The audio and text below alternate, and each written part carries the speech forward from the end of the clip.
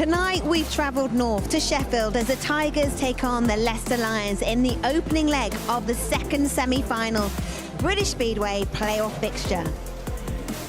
As always, we are joined by the dynamic duo that is Kelvin Tatum and Scott Nichols.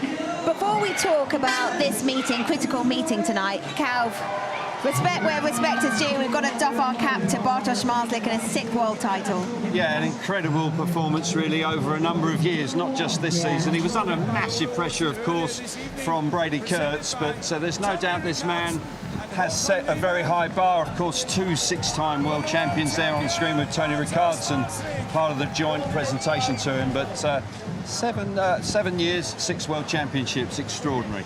Pretty good, eh, Scotty? Not bad going, is it? Yeah. Not bad. And for Brady Kurtz, bittersweet. The first Grand Prix rider to get 5 consecutive Grand Prix wins and then missing out that gold medal by a single point.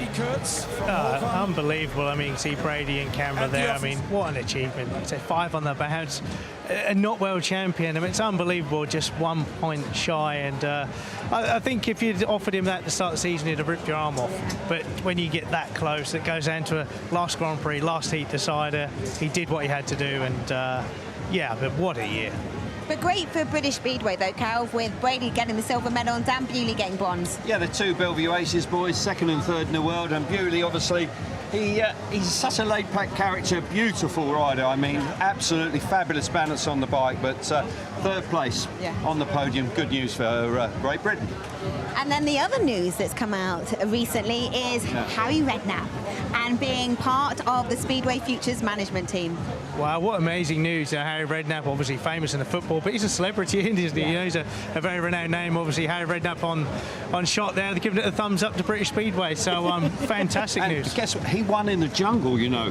He was extraordinary in that. I could just picture you in the jungle, Kelvin. You'd be class. No, I don't think I'd have the discipline, but he was brilliant there. Please to go back in and talk about Speedway. What a boost for the sport. Yeah, huge. Really, him endorsing it. It was came out of the blue. I was surprised, but excited by it. Yeah, really exciting news. He is obviously lives down on the south coast in Poole, so he's used to going to Poole Pirates, so that's great news for the sport. Okay, let's now turn our attention to these 2 teams that are competing tonight in the playoff semi-finals. And Calv, let's start with the visitors then. Yeah, the Leicester Lions, of course, finalists in 2024, led brilliantly by Max Frick. He's been an outstanding performer. Luke Becker back in the team. Ryan Douglas at number 3. Carl Howarth, of course, formerly rode for the Sheffield Tigers here this evening as the Leicester Lions. Sam Masters at 5. Drew Kemp and Joe Thompson down at 6 and 7. And my man to watch is Luke Becker, the American, who broke his neck a little earlier on this season, but has come back into the sport late on, is now really beginning to find his feet. And Becker is a classy performer, and look out for him this evening.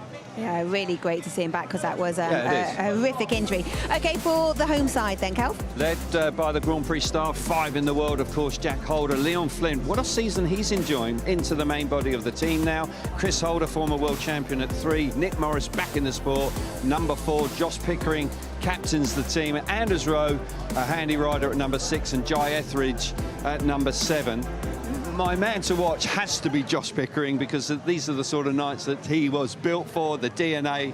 He has so much enthusiasm, and I'm sure he'll be putting his best foot forward tonight. Yeah, he always does. Okay, Cal, we're going to go, hopefully, if the weather plays ball, to Leicester on Monday.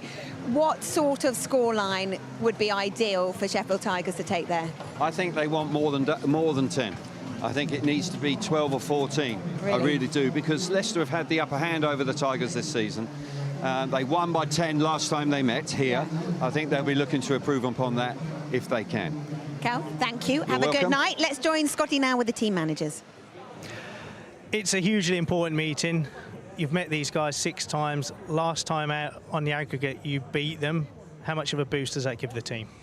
Yeah, I think even looking back at the other results, Scotty, and as much as the results happened, I think there were moments within those meetings, and certainly on the lead up to them. I think we was out Jack for one, we was out Leon for another, and he's been such an instrumental part of the team makeup this season. So I don't think it's quite as straightforward as just looking at who won who and who lost against who at that particular moment. So we start on 0, don't we? And I think looking back on the team managers I've ridden for, that's where we all start, and an opportunity to get some points on the board tonight, because we'll probably need some at Leicester. Stuart, so close last year.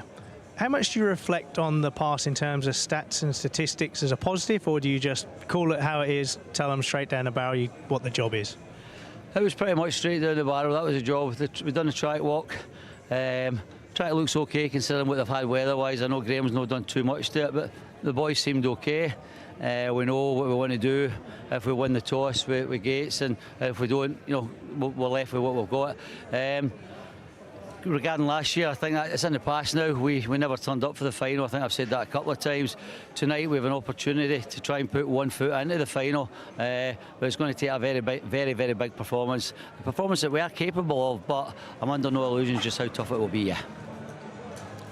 A great crowd in here tonight. There's a really good atmosphere. People are already in. Good song, full voices. Let's get on with the action then. It's time for Heat 1 and your commentators tonight, Ollie Allen and Kelvin Tatum.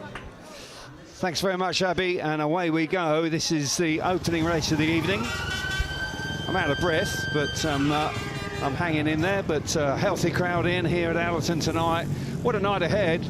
Got to say, the last 3 weeks, the weather up this part of the world has been disastrous, but here this evening it is warm. It's a balmy evening, a tense evening, and Chris Holder, Sam and Simon Stead will be very keen for his team to get off to a flying start. They've won the coin toss and they will start from gates 1 and 3 in heat number 1. And riders coming forward now.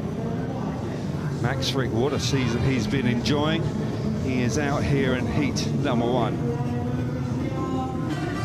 Line up for the first race of the evening. Leon Flint, the rising star, into the main body of the team. He will start from the inside in the blue helmet colour. Luke Becker out of gate number 2 in yellow. Jack Holder gate number 3 in red.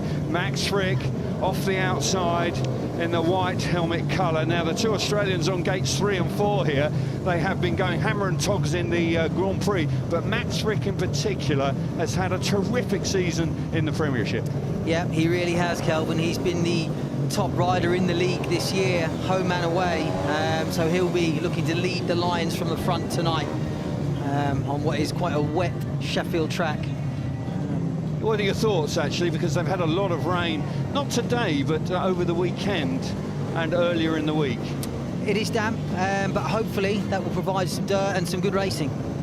Keep our fingers crossed, but as I say, it's a nice evening, and there's a big crowd in, and we're about to get underway. Green light comes on, you can see it in the background, and there are riders in the tapes.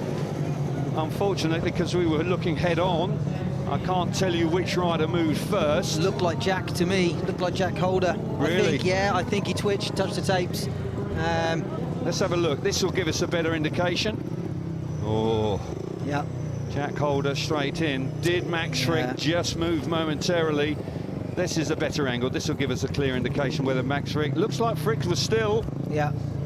Yeah, unfortunately, Jack's at fault there, and he will be excluded, I would imagine, and that is a massive loss to Sheffield in the first race. So we're hearing that Anders Rowe will come back in here to replace the excluded Jack Holder, and as you say, that is far from ideal. They won the coin toss, had their number 1 man due to fly away from gate number 3, but that's a rare mistake from Jack Holder, very rare. He's been rock solid throughout the season here. Yeah, he has indeed, but does it tell you something about what's on the line tonight? You know, it's a pressure race meeting, semi-final here, first leg. So yeah, it's going to be possibly nerves got the better of him. He doesn't look particularly nervous, and he's been accustomed to being in some pretty tense affairs. But got to say, he'll be frustrated, no doubt about it. It happens to us all, but normally it happens when you're looking across the other rider and he moves a touch. Yeah, I'd agree. When we look at the replays, it doesn't look like Frick moved, or if he did, it was absolutely minuscule. Now, an opportunity for the Leicester Lions, the visitors, who have had the upper hand against the Sheffield Tigers in 2025. They have met 6 times this season, and 5 times the Leicester Lions have won, including 2 visits here at Owlerton. It was only the last time they came here in the middle of August, Ollie, that the home team finally got the better of the Lions. Yeah, that's true. I spoke to Simon Stead about it before the match and asked him his thoughts, and he wasn't too concerned. He said that the times that they have lost at home, they've had riders missing, and he felt various things went against them. So he was confident going into tonight, but certainly losing your number one in Heat 1 is not a great way to start. But two competent riders, you know, in his place, ROWE and Flint, they ride well here, and their form's been good. So we'll look at the lineup once again for the restart of heat number 1. Leon Flint's on the inside in the blue helmet colour. Luke Becker, gate number 2 in yellow. Anders Rowe now the replacement for the excluded Jack Holder, gate 3 in red. Max Frick will go from the outside in the white helmet colour. These two teams really have been going at it, but I would say since they changed the team around as a consequence of losing to the Leicester Lions and bringing in Nick Morris and Jai Etheridge, everybody looks in pretty good spirits considering the number 1 man is not on the start line. But there's a long way to go. There's 14 races left, or 15 races left this evening, of course, and then a minimum of another 15 races next Monday when we go to Bowman Park in Leicester for the return leg. So I think we'll get underway at some point this evening. A slightly later start than normal because of the Champions League football. We came on air, of course, at 7:45 tonight. And it might be about 8:45 by the time we get underway. Looks that way. Looks that way. Here we go. First time in the evening, and we are racing, and they roar into the first corner. And how about that? Anders Rowe suddenly thrown in at the deep end in heat number 1, and he's stunning out in front. Up the inside, here comes Frick. Frick clouts Leon Flynn. Contact going into turn number 3. We've got drama in heat number 1. In the first leg of the second playoff final, the red lights are on. Dave Waters, the referee, as he didn't put on the red light immediately, so quite possibly there wouldn't have been an exclusion. We didn't really see how hard or what sort of contact there was between Flint and Max Frick. But there's no doubt we're looking at Leon Flint, who's feeling a little bit second-hand. He is, yeah. You can see him holding his left leg there. He did hit the fence hard. Like you say, we didn't see a great view of the dive bomb, but possibly was contact. It was a big move by Max Frick. It's fast there. You'd have to say it's one of the fastest points on any track in British Speedway, I think, going into turn 3 here. So Stuart Dixon just a little concerned about him. Let's have a look at it again. Max Frick's the man on the outside. It was a brilliant start initially from Anders Rowe. Talk us through it. Yeah, great start from both the Sheffield boys, and we were both a little bit surprised, actually. Here you see Max Frick, white helmet, dives up the inside of Leon Flint. I'm not sure if there was contact or whether he just almost scared him out of the way. Here we go, Max Frick on the outside. He lifts a little bit too much. Excellent start from Anders Rowe. He's in front, he's commanding the lead. Leon Flint, as we've seen here so many times, makes a good start, and then Max dives up the inside of Leon. Leon left a little bit of a gap there, and Max used all his experience to cut back and dive through. Well, no exclusion light on yet, Ollie. We're waiting for the referee, Dave Waters, to make his decision on what way he sees that. There wasn't a lot of contact, but there's no doubt that Leon Flint left the door slightly ajar and was expecting a lot of contact. Whether there was or not, I'm not so sure. He's taking his time to see what is going to be the outcome. We can actually clearly see the exclusion lights here from our commentary position. We'll see for the third time. Max Frick squares the corner off, charges down the inside now. There's just a little bit of racing loop. Now, is there contact there? It's marginal. I think there's contact, but it's minimal. Was it enough to knock him off? Probably not. Was it enough to unsettle him? Certainly. There's some dirt on that track. Yeah, it could be. It's 50-50, this call, Kelv. It could go either way. If I had to make a decision.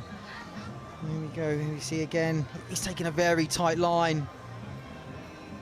Frick's done nothing wrong. It's not like he's moved out. No, he's kept it. No, he's not moved out. Like you say, he's not deviated from that inside line. So I sense that Leon Flint might be the one to go. Yeah, I sense the same. But he'll feel hard done by, though. He will. Either one will. Yeah. To be honest, as you say, 50-50. There's a light come Max on, is but gone. I don't really. Max. Oh, white. That's the white. Yeah, Max is out. Okay, so Max Frick has been excluded. I thought that Leon Flint might be, but Dave Waters saw it the other way. Yeah.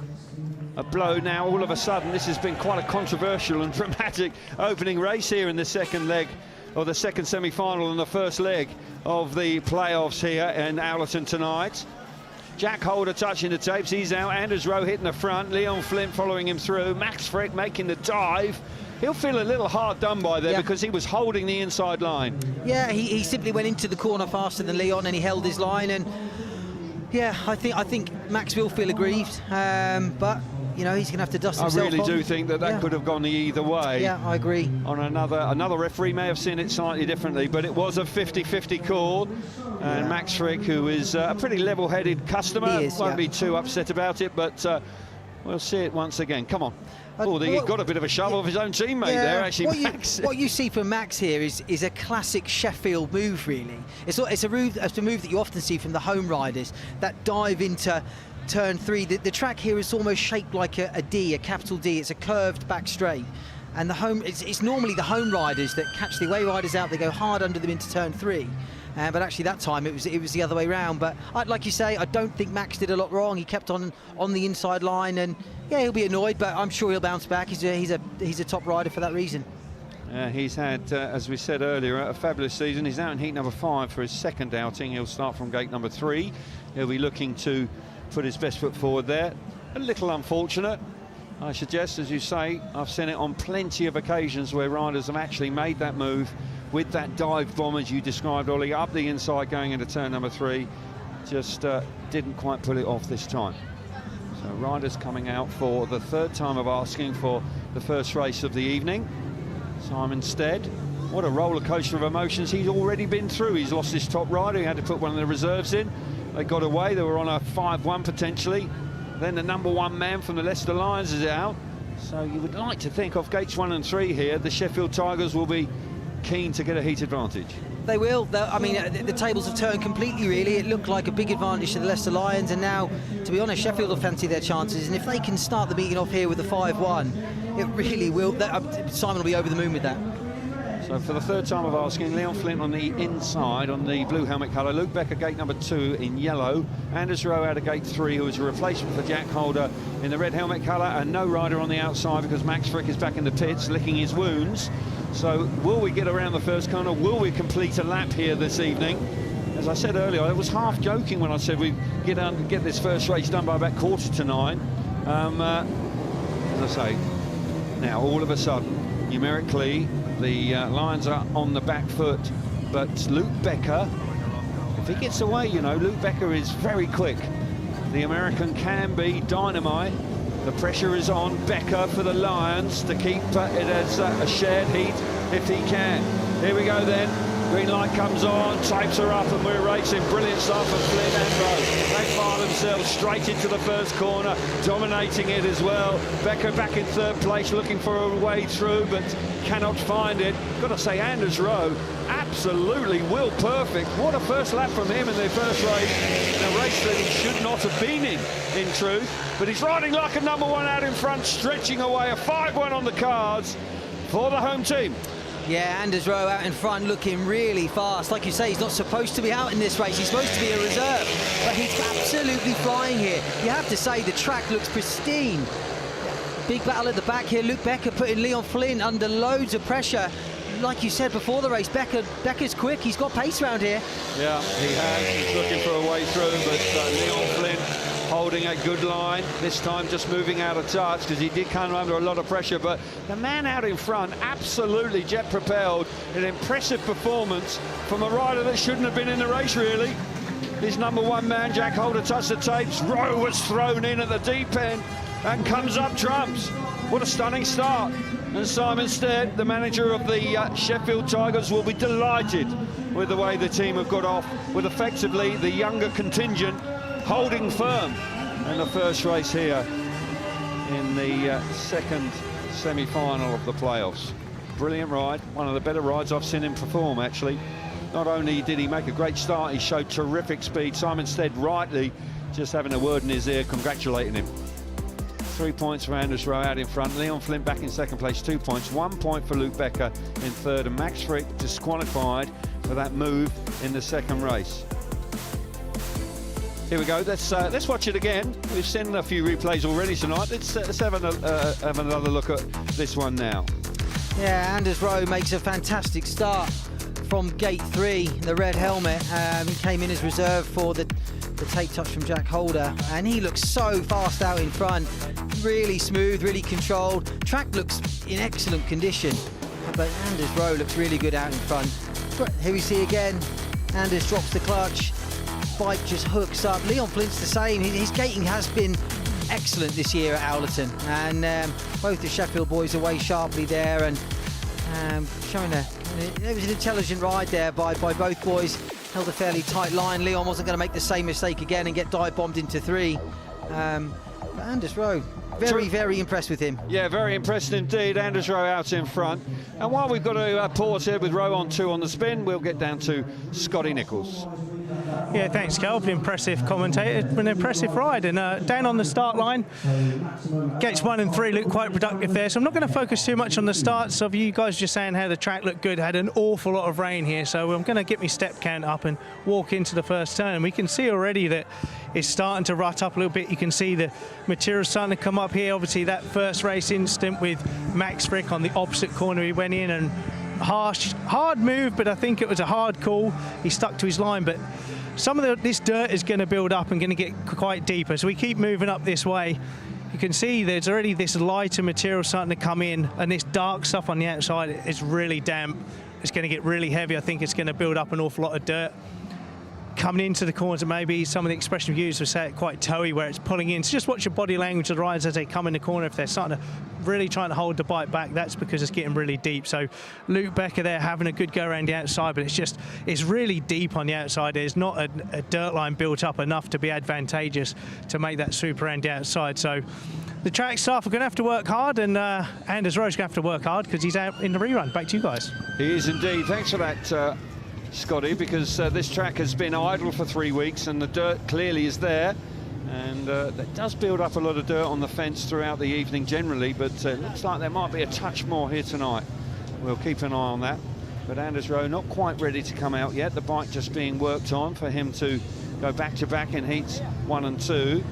He'll be looking to try and go 2 consecutive wins here. Very impressive in the first ride. Can he back it up here with a similar performance in heat number 2? Leicester Lions boys are already at tapes, putting a bit of pressure on the home team here. Don't want to give him too much time, but the clock is on. I can't see the clock on the centre green, but there is a clock there. I can't see it, but I'm sure there it is. Brilliant, just over a minute to go. And so he has time on his side. He should be favourite to win heat 2 again with the way he went in heat number 1. Well, if you win heat 1, you'd fancy yourself in heat 2. But not to write off Drew Kemp. He's had a good season down at reserve for Leicester. Line up heat number 2. Drew Kemp off the inside in the white helmet colour. Anders Rowe back out here. Gate number 2 in red. Joe Thompson, gate 3 in yellow. And Jai Etheridge, the Australian, will go from the outside in the blue helmet colour. Jai Etheridge part of the team change with Morris and Etheridge coming in to replace Louis Kerr and Justin Sedgman after the last time they got beaten here by Leicester. Jai Etheridge will be looking to perform well this evening, but as you say, Drew Kemp has had a good run in the side for the Leicester Lions, and the Lions, finalists in 2024, came up short against the Bellevue Aces last year, but Stuart Dixon, with that experience in the can, you would suggest, will have his team primed for this run-in at the back end of the season. Our riders coming forward. Let's hope that we don't get any delays this time.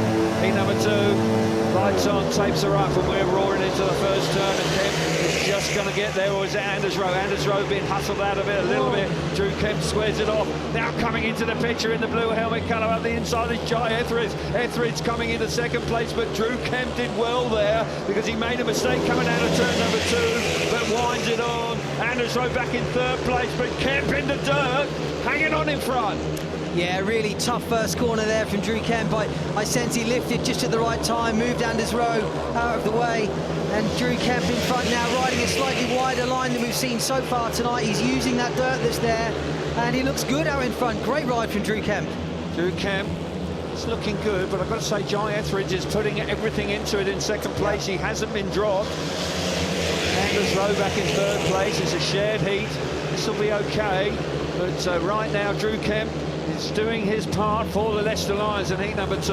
Round the final corner, on the final lap of heat number 2, and that's a good ride. Oh, I think Anders Rowe's not quite sure the race is over. He was roaring on. He knows now, but a 3-all as a consequence of Drew Kemp hitting the front, and the minor places are shared by the Sheffield Tigers. 8 points to 4 after 2 rides. Fair pair of goggles he's got on there with the roll-offs. I must say that's very eye-catching indeed. But Drew Kemp, you said he's going well. He rode very well here in heat number 2. 3 points for him, 2 points for Jai Etheridge, a hard-charging Jai Etheridge in second place, 1 point for Anders Rowe, and Joe Thompson missed out in heat number 2. We will see it once again. Just a little bit untidy coming out of the first corner. Yeah, but I think it did him a favour. Drew Kemp and Anders Rowe, here you see going toe-to-toe in the first bend, neck and neck, and just in the sort of apex of the corner, Drew Kemp lifts a little bit and it pushes himself in front of Anders Rowe, cuts his run off, and I think it did him a bit of a favour, really. Here we see again the battle on the inside between the white and the red helmet of Anders Rowe. There we see Drew Kemp, he picks up across the front of Anders, it cuts him off, and Drew Kemp then rides a sensible ride. He's sort of mid-track on the edge of that deeper dirt that Scott Nicholls was talking about. It didn't look overly quick, but he rode in the right place. He did indeed. Heat number 3 riders are on their way now. They've been released. This is the engine room of both teams, and there's some riders here to keep an eye out.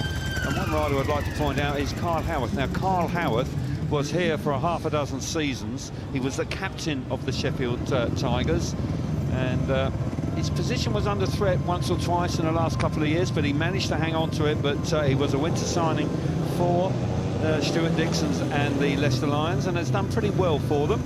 And he'll be keen to go well tonight. There he is, Carl Howarth, of course.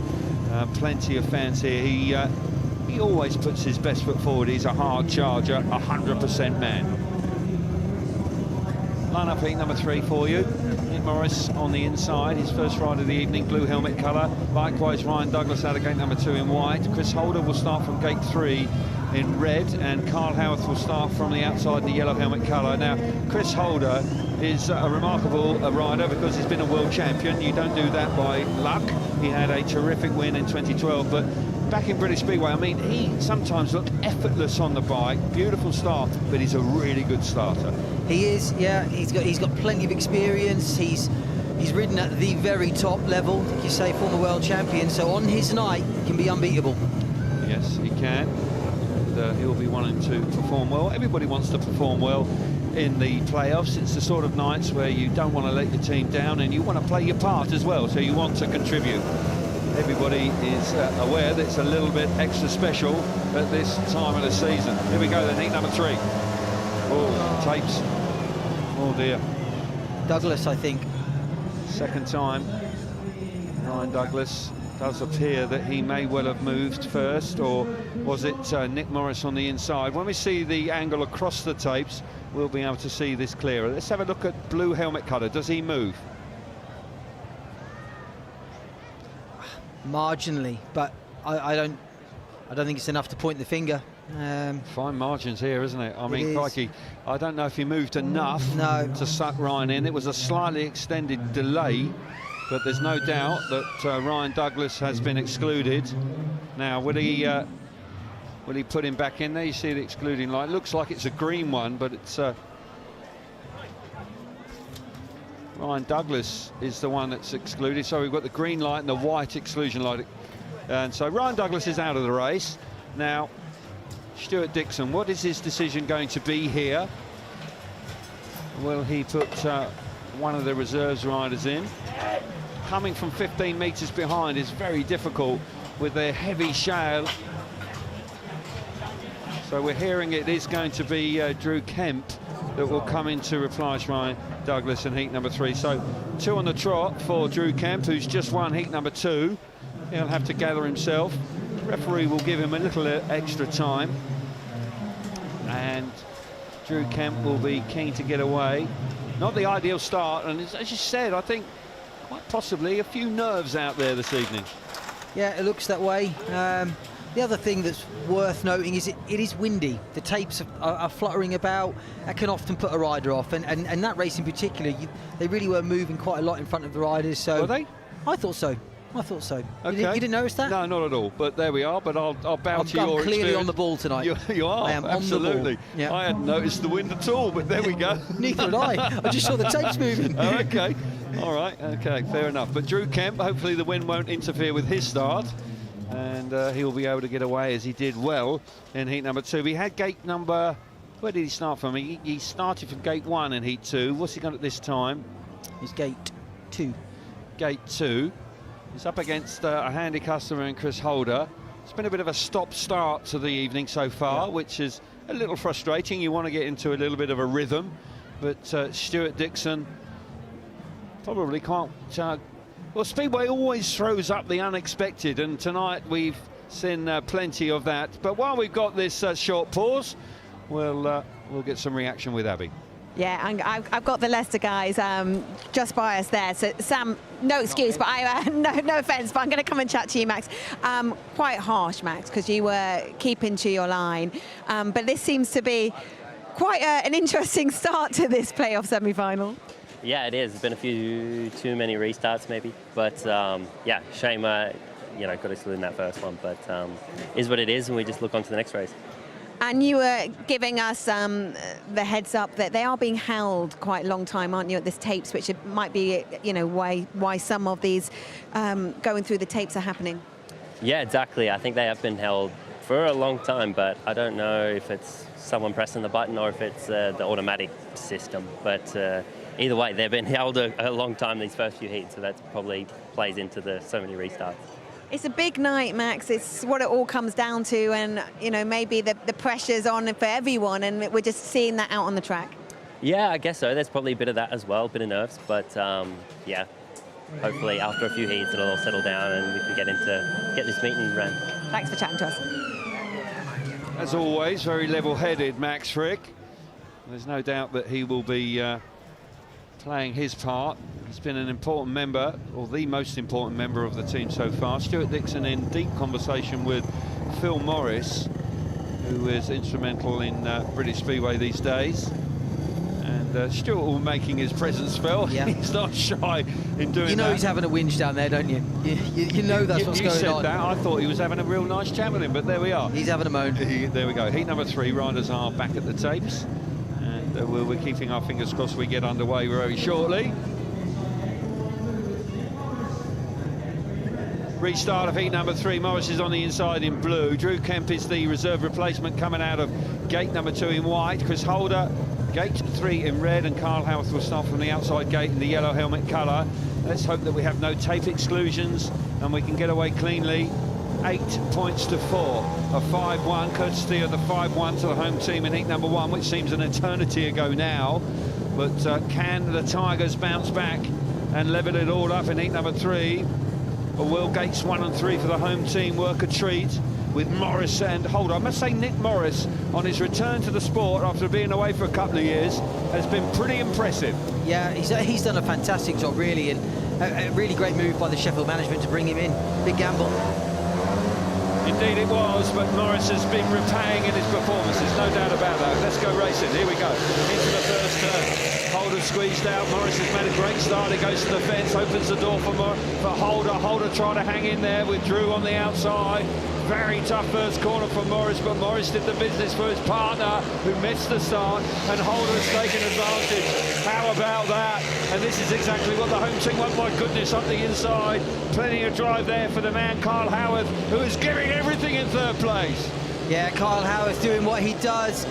Maximum effort from him. He won't give up. Chris Holder knows that. But what a first lap from the Sheffield Tigers. Really hard first bend from Nick Morris to move Drew Kemp out of the way. Chris Holder follows him through into second place.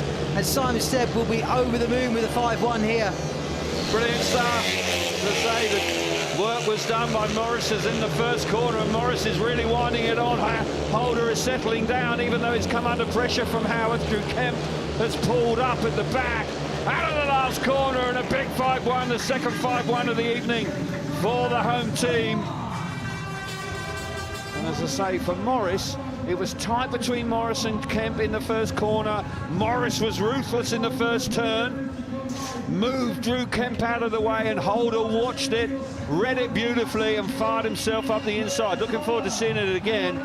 But on his return to the sport, he's got a few meetings under his belt now. And Nick Morris, very impressive as a winner of heat number 3. 3 points for him. Chris Holder coming through into second place, 2 points. 1 point for the hard charge in Howarth in third. And Drew Kemp just got beaten up on the opening lap of heat number 3. Let's watch it again. An exciting and tough speedway in the first corner here. Yeah, it's a fairly level break from the start. Morris and Kemp get to the corner together. It looked at one stage like Kemp was going to try and run round Morris, but Morris knew he was there, had absolutely none of it.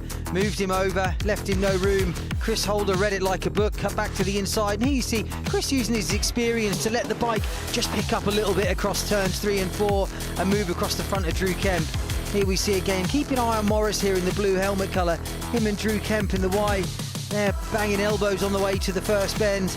Nick Morris, he's a hard rider. He knew what he was going to do here. He was not going to let Drew Kemp round the outside. You can see there he gives Drew absolutely no room.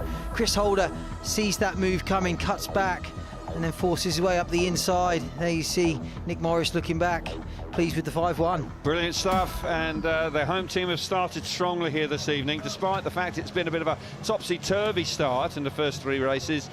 Outcome is so far is a healthy lead to the Tigers at this very early stage, 13 points to 5. They'll be pleased with that, and they'll be looking to build on that if they can. Stuart Dixon in the thick of the action down there, the team manager for the Lions, trying to insmart his troop. Anders Rowe is coming in to replace Jai Etheridge as a reserve switch in heat number 4. We just saw him coming out. Here he comes now.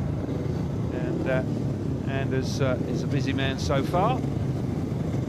Makes his way towards gate number 1 here in heat number 4. Line up for heat number 4, as I was saying, Anders Rowe will start as a reserve replacement on the inside, the blue helmet colour. Joe Thompson, his second ride of the evening. Gate number 2 in yellow. Josh Pickering comes out of gate number 3 in red. He's my man to watch tonight for the home team. And Sam Masters will start from the outside in the white helmet colour, the experienced Australian who has ridden again very consistently well for the Leicester Lions this year. Your thoughts on Josh Pickering? He's the sort of guy, well, so he's been brilliant as captain for the Tigers. Yeah, he's a team player. You can see him in the pits. He sort of rallies the troops, keeps spirits high. He's sort of rider that every team needs, really. And he's someone that's been in England, in Europe for a while now, and slowly improved year on year. And he's established himself as a top European rider now. Yes, he has been riding in Poland. But a couple of years ago, he sort of set fire here. He really did up his performances. Yeah. And there's no doubt riding for the Sheffield Tigers and leading the way has paid dividends for him. Stuart Dixon just making his presence felt. As I say, he is an ambitious team manager, no doubt about that. He wants to win the league. He made the final last year with his team. He would like to go a little better this year, but there is the small matter of the Ipswich Witches, who are waiting the winners over the next 2 legs in the grand final, which is slightly delayed, a consequence of Monday being called off. Here we go then, heat number 4 takes her up. We charge towards the first turn, and it's the home team again. Look at that. Brilliant stuff from the man on the inside, Anders Rowe. He hits the front, round the outside. In the red helmet colour comes Pickering, and how about this from the Tigers? They're on fire here tonight. Throughout the season, Leicester Lions have really had the upper hand against the Tigers, but here in the first 4 races, brilliant stuff from the home team. Yeah, a really good start from both of the Sheffield boys. Josh Pickering out in front, going wider than we've seen anyone go so far tonight, and he looks like he's enjoying himself out there. Looks really fast out in front. But Anders Rowe in second place, he's keeping up with him. He looks really fast in second place, and they've absolutely left the Leicester Lions in their wake in this race, completely left them behind. Total commitment from the home team. They realise they need a big advantage going into Monday night's return leg in Leicester, and they're setting about their work in fine fashion. Heat number 4 coming out of the last turn. Complete domination here in heat number 4. Third 5-1 in 4 heats. That is some start to the evening for Simon Stead and his men. He'll be delighted with that. And the home crowd, not exactly on their feet overjoyed, but nonetheless they'll be very satisfied with the way their team has started the evening. Hasn't always been the case against the Leicester Lions in 2025. They make their way back to the pits as they do their slowed down lap. The result of heat number 4, Pickering and Anders Rowe, terrific. Pickering 3 points, 2 points for Anders Rowe, 1 point for Sam Masters, but absolutely a length of the straight behind, and Joe Thompson missed out in heat number 4. You can see the body language on the bikes from the home team, Ollie. I'm sure you'll agree, they are absolutely determined to get the points. Yeah, I think you used the word commitment in the running of the race, and that both riders fully committed to the track conditions are relatively heavy, and you do need to be committed, and both the Sheffield boys are in this one. You see Josh Pickering, gate 3, not normally a great starting position, but he makes a fantastic start. He's got one thing on his mind. You can see the bike lifts there, and he's absolutely flat out. He doesn't shut the throttle off at all. Full commitment from Josh Pickering as normal, absolutely wringing the neck of that throttle. Yeah. And he looked really good in front, but I have to say Anders Rowe, for a reserve, looks really good in second place there. He does indeed. Terrific riding from Anders Rowe. And the crowd just having a relax. Okay, let's get down to Abby in the pit area. Well, the crowd must be enjoying an electric start by their home boys. 3-5-1s in the opening 4 heats. The hashtag tonight is Shilai. Any questions for Scotty? I'll ask them later on the show. Make sure you use that. See you after this.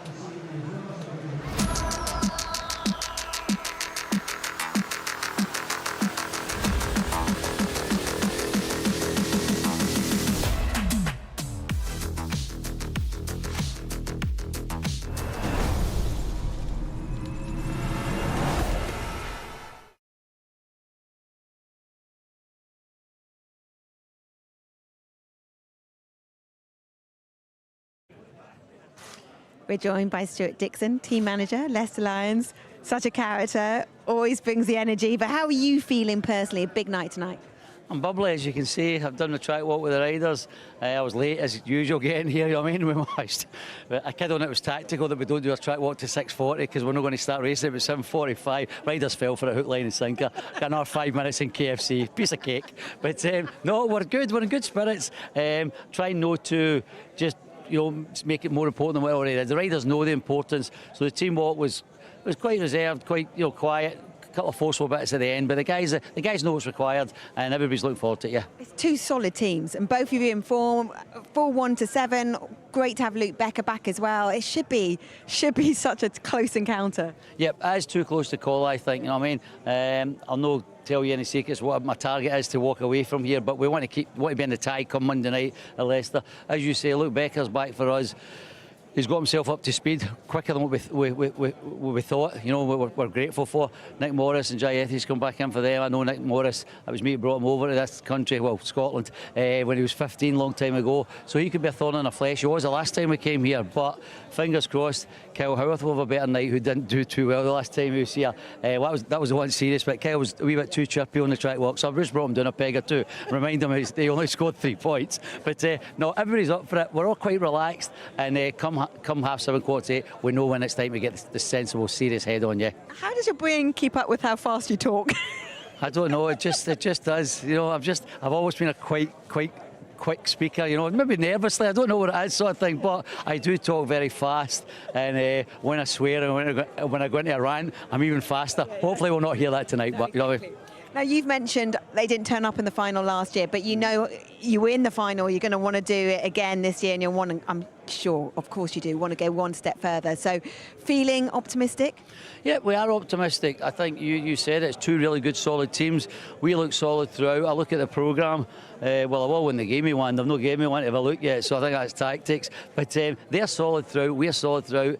It's whoever's going to probably not get any bad luck over the 2 legs, or maybe gets a little bit of luck. That's how I see it coming down. Well, that's what I think it should be. But we've just got to try and treat it as any other meeting, but it's not any other meeting. We all know that. That's why you guys are here. There's going to be a big crowd here. And Stuart, good luck. Take a breath. Thank you. Cheers. All right. See you later.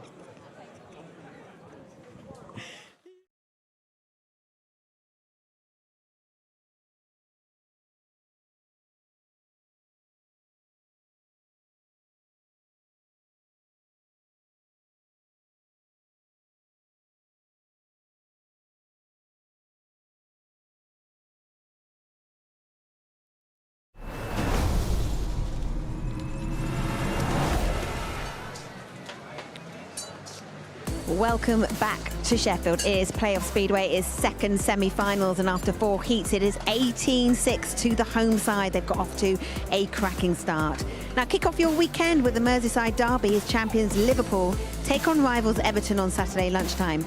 Then next week sees the return of the Europa League. On Wednesday we have Nottingham Forest's first European fixture since 1996 with a trip to Seville to take on Real Betis. Celtic are also in action as they take on Red Star, and then on Thursday Aston Villa host Bologna, Rangers take on Belgian side Genk at Ibrox. We have every match from the Europa League live across TNT Sports and Discovery Plus. But here at Owlerton it's Heat 5 and it's back to Ollie and to Cal. Thanks very much, Abby. Yep, back on with the action very shortly. Heat number 5, and the Leicester Lions are up against it. Superb start from the home team. A 12-point lead after 4 heats. A dream start for the Tigers here tonight in this second semi-final of the playoffs. Max Frick hasn't done a lap yet. He will need to do a little bit more than that, and he has a huge part to play now. Stuart Dickinson keenly looking down at his programme, but he needs some race winners and some heat advantages from somewhere. So the line-up for heat number 5. Luke Becker will start from the inside in the yellow helmet colour. Gate number 2 in red, Chris Holder, the crafty Chris Holder. Great first turn from him last time. Max Frick out of gate 3 in white. And Nick Morris will start from the outside in the blue helmet colour. And Nick Morris was very determined in his first ride and picked up a brilliant win. As I say, they had 3-5-1s in the first 4 races, the Tigers. And Nick Morris and Chris Holder was probably the most impressive, particularly when you consider what he did in the first corner. Yeah, really clever ride from Chris in particular. Great teamwork from the two. It'll be interesting to see how things pan out over the next few races. Now it's Sheffield's turn to go off 2 and 4 more than the Leicester boys. Every heat advantage so far that Sheffield have had has been from gate 1 and 3. So it'll be interesting to see how this goes now. Good point. We'll keep an eye on that as we go through the next few races. Luke Becker needs to come to the party, as does Max Frick. Max Frick has been coming to the party throughout the season. He has been outstanding for the Leicester Lions, and unfortunately he had that exclusion in his first ride tonight, but I'm sure he'll be doubly determined to hit the front here. But it won't be easy against Nick Morris and Chris Holder, who started in fine style. Here we go then, heat number 5. Action about to get underway once again. Can the Leicester Lions bounce back here in heat number 5? They'll want to. They're 12 points down already. Tapes are up. We're charging towards the first turn. Look at that from Holder on the inside of Max Frick. Max Frick not giving an inch, trying to wide round. That's very fair from Holder. He gave him racing room. He could have slammed the door shut. But Chris Holder, respect for his team, for his compatriot, and Max Frick bounces back. Unfortunately for Max Frick, he's got Luke Becker out of the points, although there's a problem there for the man in the blue helmet colour, Nick Morris. But he hangs on to third, but Max Frick looking good here. Yeah, Max Frick looking really good out in front. You have to say, a good amount of respect shown from Chris Holder on the first bend. He could have shut the door on Max, he didn't. He allowed him racing room. But Max, now he's in front, looking really fast. A bit of a battle at the back between Morris and Becker, as Morris doesn't look totally comfortable in third place. Bike's picking up a lot and he's making a few mistakes. But at the moment, 3-3, I think Simon said will be relatively happy with this. Oh, no question. A 3-all here is good news for the home team. They maintain the 12-point advantage. Max Frick arrives in style. A little bit later than normal, but no doubt he'll be pleased to get his evening underway with a terrific win in heat number 5, much needed, but unfortunately he wasn't able to get his teammate involved in the points as well, who Becker has had a quiet evening so far, and they'll be a little concerned about that at this stage. Max Frick, lovely ride, 3 points for him, 2 points for Chris Holder, 1 point for Nick Morris, and Luke Becker out of the points in heat number 5. So 21 points to 9, 12 points is the advantage, and Simon Stead will be the happier of the 2 team managers. Yeah, he will indeed. Here we see Chris Holder, him and Max get to the corner about the same time, and really I think a lot of riders would have pushed it further, but it tells you a lot about Chris Holder as a person, really. Very sort of respectful guy, allowed his Aussie compatriot room around the outside. Here we see again Chris Holder in the red, Max Frick in the white. Max is slightly ahead, but with Chris being on the inside, he could have pushed further into the first bend and shut the door of Max Frick, but he didn't. Max rode round. I mean, Max is really fast out in front, probably as expected. He looked like he was enjoying himself, but 3-3. Yep, Max Frick looking good, and they're going to need a lot more of that. Still the 12-point margin as we see riders beginning to enter the fray for heat number 6. Good start. 2 3-alls, and all the rest are 5-1s to the home team. Really has been very impressive indeed. Now, Jack Holder, despite the fact that they haven't had Jack Holder out there, the home team are 12 points up. So when he joins in, well, look out. Looked like there might have been a bit of a parking problem there coming into gate number 2. We've got 2 riders from opposite teams wanting to go in the same gate box. Jack Holder, not quite sure where he's starting from. But Jack Holder has got gate number 1. Pleasant surprise that is when you think you're on 2 and someone gives you your opposition tells you no, mate, you're on 1. I would say thank you very much. Yeah. Thanks for telling me. So the lineup for heat number 6, Jack Holder, who's very grateful. He's coming out of gate number 1 in red.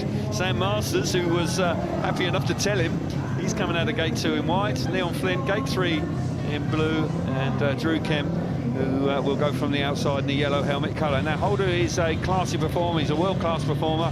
He'll be a little frustrated about the fact that he touched the tapes in heats number 1, so he hasn't really had a feel at all of conditions. I'm sure his teammates have been letting him know, but he will be very keen to get on with the action here in heat number 6. But Sam Masters and Drew Kemp, they need to keep him quiet if they can, because I know this is early on, but it's slightly concerning for the Leicester Lions. I've got to say that after 5 races. Yep, I'd agree.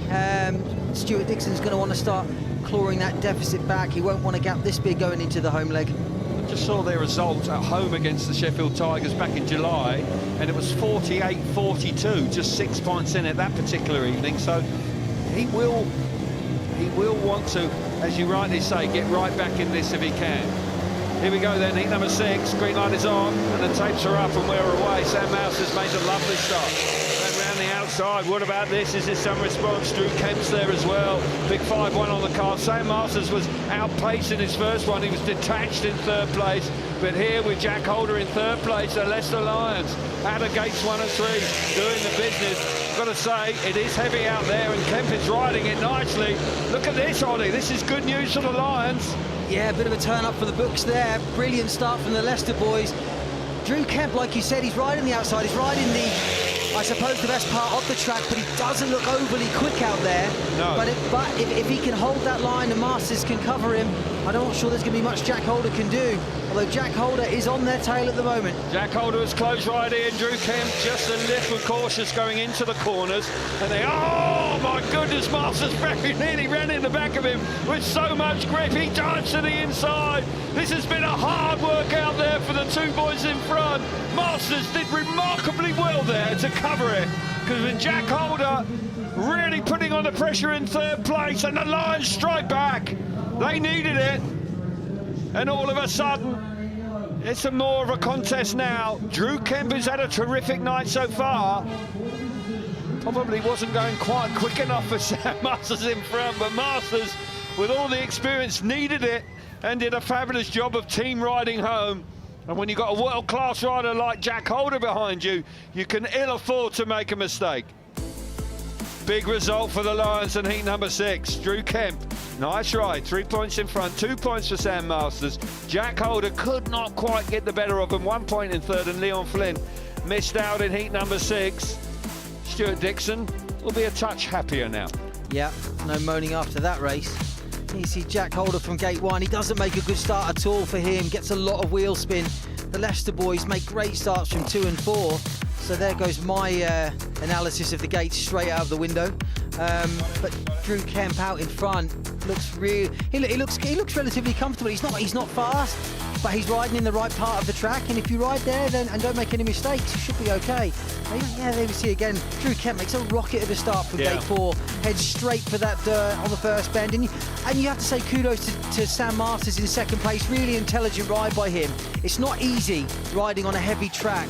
when your teammate's possibly going slower than you want to go. Well, there was a time late on when he very nearly ran in the back of him, didn't he? I'm sure we saw the pictures while I was just... Yeah, fantastic bike control there from Sam Masters, really was. It was, and it was necessary, but it was the most important was the fact that we had a 5-1 to the Leicester Lions in heat number 6. Change here in heat 7. Anders ROWE has been replaced by Jai Etheridge. There's Etheridge now coming out. Team managers switching their reserves around on a regular basis. They are perfectly entitled to do that. Ryan Douglas coming out for his first ride of the evening because he touched the tapes back in heat number 3 and was replaced by Drew Kemp there. Ryan Douglas and Carl Howarth are looking to continue the momentum here, you would suggest, if they can. So line up for heat number 7. We've got Ryan Douglas on the inside in the white helmet colour, Josh Pickering gate number 2 in red, Carl Howarth gate 3 in yellow, and Jai Etheridge, the reserve replacement, coming in here on the outside gate in blue. Gates 1 and 3, I said gates 1 and 3, I was mistaken. They came out of gates 2 and 4, the Lions, in the previous race. Can they make gates 1 and 3 work here? They'll be hoping so, but Pickering's not an easy man to beat. No, he's a solid performer. You know he's going to give 100% effort, but Douglas he's a good gator, and he'll fancy his chances off gate 1 here. So on paper, looks a strong lineup, this one, for the Leicester Lions.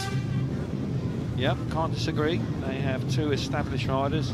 Etheridge at reserve alongside Josh Pickering. He'll be hoping, although Etheridge did look pretty handy actually with his second place in heat number 2. He'll be hoping to replicate that if at all possible. Simon Stead, he knows this is going to be some scrap with the Leicester Lions. The Lions just flexing their muscles for the first time this evening after a dynamic start from the home team. Here we go. Heat number 7 is with us. Star Marshall moves away. Revs are up, tapes up now. Oh, drama on the start line. Big problems for the Sheffield Tigers. Meanwhile, Pickering's hit the front. Good news for Pickering because he's on his lonesome, because Jai Etheridge packed up on the start line. Bitter disappointment for him, but what a response from Pickering. Pickering away. Howarth is through in his second place. Ryan Douglas on his first ride of the night in third. Good stuff from Pickering here. Yeah, really good start from Pickering from gate 2. He looks confident out in front like he did in his first ride. On the back wheel coming out of turn 4. Not sure whether he meant it, but he rode it out with a great amount of style there. Yeah, looking really comfortable out in front. And with Etheridge breaking down on the start line, this is the best Sheffield could hope for. But Pickering looking really good out in front. Yeah, Pickering, who won his first ride as well in Grand Style, is looking terrific here in heat number 7. Winding it on, pulling further and further away. A shared race. Obviously, the lead was reduced in the previous heat, in heat number 6, with a 5-1 to the Lions, but Pickering does the business. He plays the captain's role. He is the captain, and he did it right there. Came through in flying colours. Disappointment for Etheridge with some sort of mechanical issue on the start line.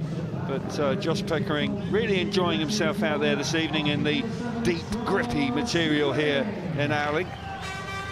We are hearing that it was a rear chain that came off of Etheridge's bike on the start line. That's you can see it, he's carrying it back.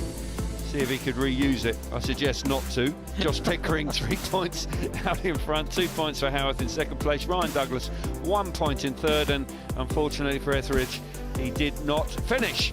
Ollie, Josh Pickering looking impressive tonight. Yeah, 2 wins out of 2 for Pickering, and looks like he's enjoying himself. You can see that from his body language on the bike. There you see on the outside gate, Etheridge looking down. He knows, you can see the chain hanging from the rear of his bike. Yeah, there's a problem there. He knows there is. Ref lets it go, but Pickering makes a really good start from gate 2. Really fast start, and he has one thing on his mind. He's heading straight to that deeper dirt on the outside of the track. He shows absolutely no fear at all. The bike's bucking and rearing and lifting, but he keeps the throttle wound on. There you see again Etheridge on the start having problems with his bike, but really impressed with Josh Pickering tonight. Looks fully committed to that outside line, which you have to be if you're going to make it work. And he was enjoying himself out there. Good to see. Super stuff from Josh Pickering, 2 rides and 2 wins. Abby in the pits. Thanks, Cal. Steady, great start. Yeah, really good. Jack Alder's not come to the party yet either, so yeah, so far so good. Pretty happy with that. Just need to try and build a few more. and just to put that one behind Jai, and because he's been looking good out there. Yeah, just a bit. I think it looks like he dropped a primary chain. That's one of those things. But obviously he's got heat 8 coming up, which is a really important heat for us. So let's hope we get it sorted and do the business in that one. How are your nerves now? Yeah, still the same. Still the same. Steady, thank you. Right, we're going to take a quick break. That hashtag tonight is Sheila. Can Leicester put on a good charge? Carl Howard just behind us. He came into the pits slightly angry with himself from that race, but they have come back. But Sheffield still looking dominant, even with that Jack Holder coming to the party yet. See us after this.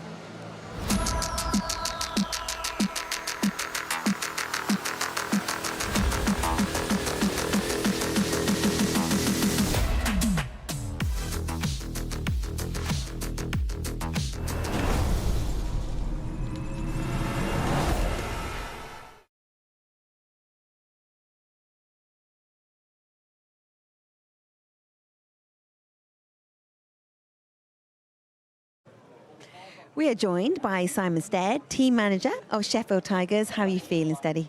Nervous, excited, yeah, and all the things that go with the Speedway playoffs. So looking forward to it. It's obviously a tough fixture for us against Leicester. Showed their liking for this place on a number of occasions already this season. So we know we're in for a tough couple of fixtures. But you know we've found some form recently. We had a good win away at Ipswich, which I think boosted our confidence and showed that we can do it pretty much anywhere. So yeah, let's see how we go. 2023, fond memories, and then this year started challenging with the injury to Ty Woofenden. So to come to this point, you've already had a bit of an emotional roller coaster. It's been a difficult one to sort of manage through.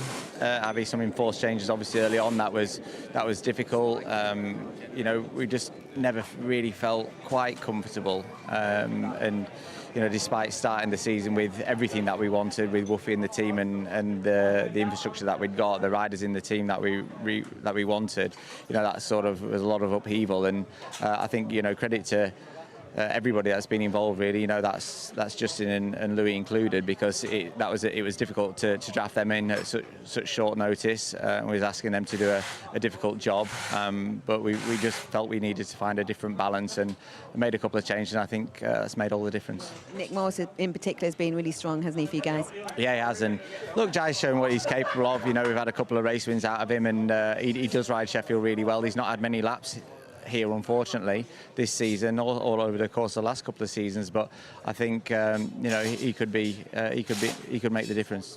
So how are you feeling? We're here for the first leg, and then we'll go to Leicester next. So a slight change because of the weather.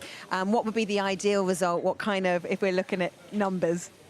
I don't know. I don't want to set too many targets. I think if we ride how we're capable of, then we're well capable of taking a decent lead to Leicester.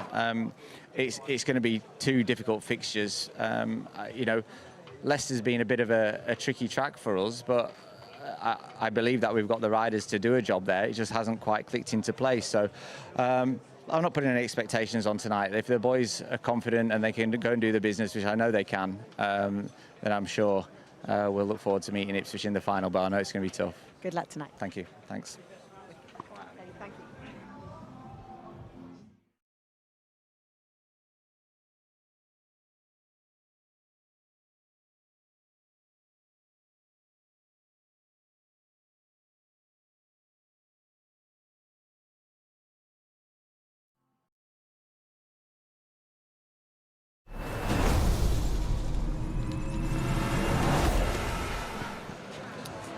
As we approach the halfway point of this first leg of semi-final 2 of the playoffs, is Tigers 25, Lions 17. Now with Scotty, because Scotty, I mentioned that saw Carl Howard come off the track and he looked really angry. Your point on that? Yeah, understandably unhappy because he ran a third, but we'll see a replay in a second. At the start, Jai Etheridge looks down. You see here, he's seen his chain is off, so he purposely hits the tapes because he knows it gives his team a chance to reserve. He's touching there and watch him lift the front wheel up any second now. Look, he's gestured to the referee, bang, hit the tape. So Carl Howarth will be like, what's going on? Surely, and it's Carl's missed the start. So from Carl's point of view, I would be very angry too, because you're not focused, and he's going to argue if he was focused, he could have won the race. Yeah, and there was a lot of activity happening around here. There was lots of pandemonium, so there was obviously lots of people with the same level of frustration. Yeah, definitely. And look, it's the playoffs, and Leicester want to keep it as tight as they can. Obviously, they'll be pushing for a rerun, which they'll argue for, and so it's a bit tough. So yeah, so just for clarification, when they're going to be, could Jai Etheridge look back? He sees his looks back right now, sees his rear chainers on the floor. You can see it dangling just in front of the start marshal's foot. He looks now, he'll gesture up to the referee that he's got a problem, clearly hits the tape. So Kyle Howarth, who's only yellow off gate 3, as far as he's concerned, the race has got to be, he's got to be excluded. The race has got to be restarted. Oh, it's tense times. This is such an important meeting. Let's head back to the guys for Heat 8. Heat 8 indeed, always have a bit of controversy in the playoffs, don't we? And I think it's quite an interesting point that Scott raises in heat number 7. I'm looking right at a stanchion, a light stand.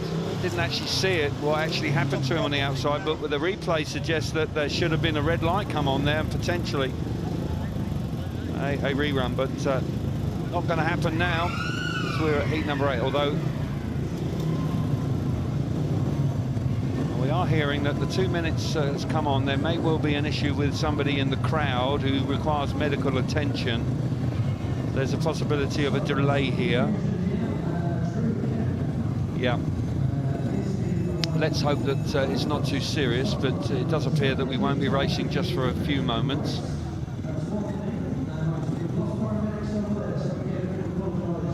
So riders are just making their way back towards the pit gate while the person is attended to. Fingers crossed that they are okay, of course. We don't want that. So it is now confirmed that there is a medical emergency, so racing will be halted for a short period while... Okay, we've got a pause here for the medical emergency. Let's get back down to Abby. She's joined by Stuart Dixon. Yeah, and we hope that the gentleman concerned is okay. But meanwhile, Stuart, there was obviously controversy there with what happened and Carl Howarth losing his focus. I think Jai Etheridge touched the tapes or something like that. We couldn't see it for our angle. As Scott Nichols said to me, I think it was twice he touched them, so referees should be seeing something like that. I asked the question, why is he not acted on it? He said, well, I've not seen any video footage. I said, well, it's available, so go and take a look at it. I think he's gave Jai a warning. Doesn't change the result. I think Josh Pickering deserved to win the race, but it can't put other riders off at the start, I believe, if the tapes start wobbling about. But eventually, Jai's got a warning for it. Don't think it affected the outcome of the race, in fairness. For the home side, they've had a strong start. They have.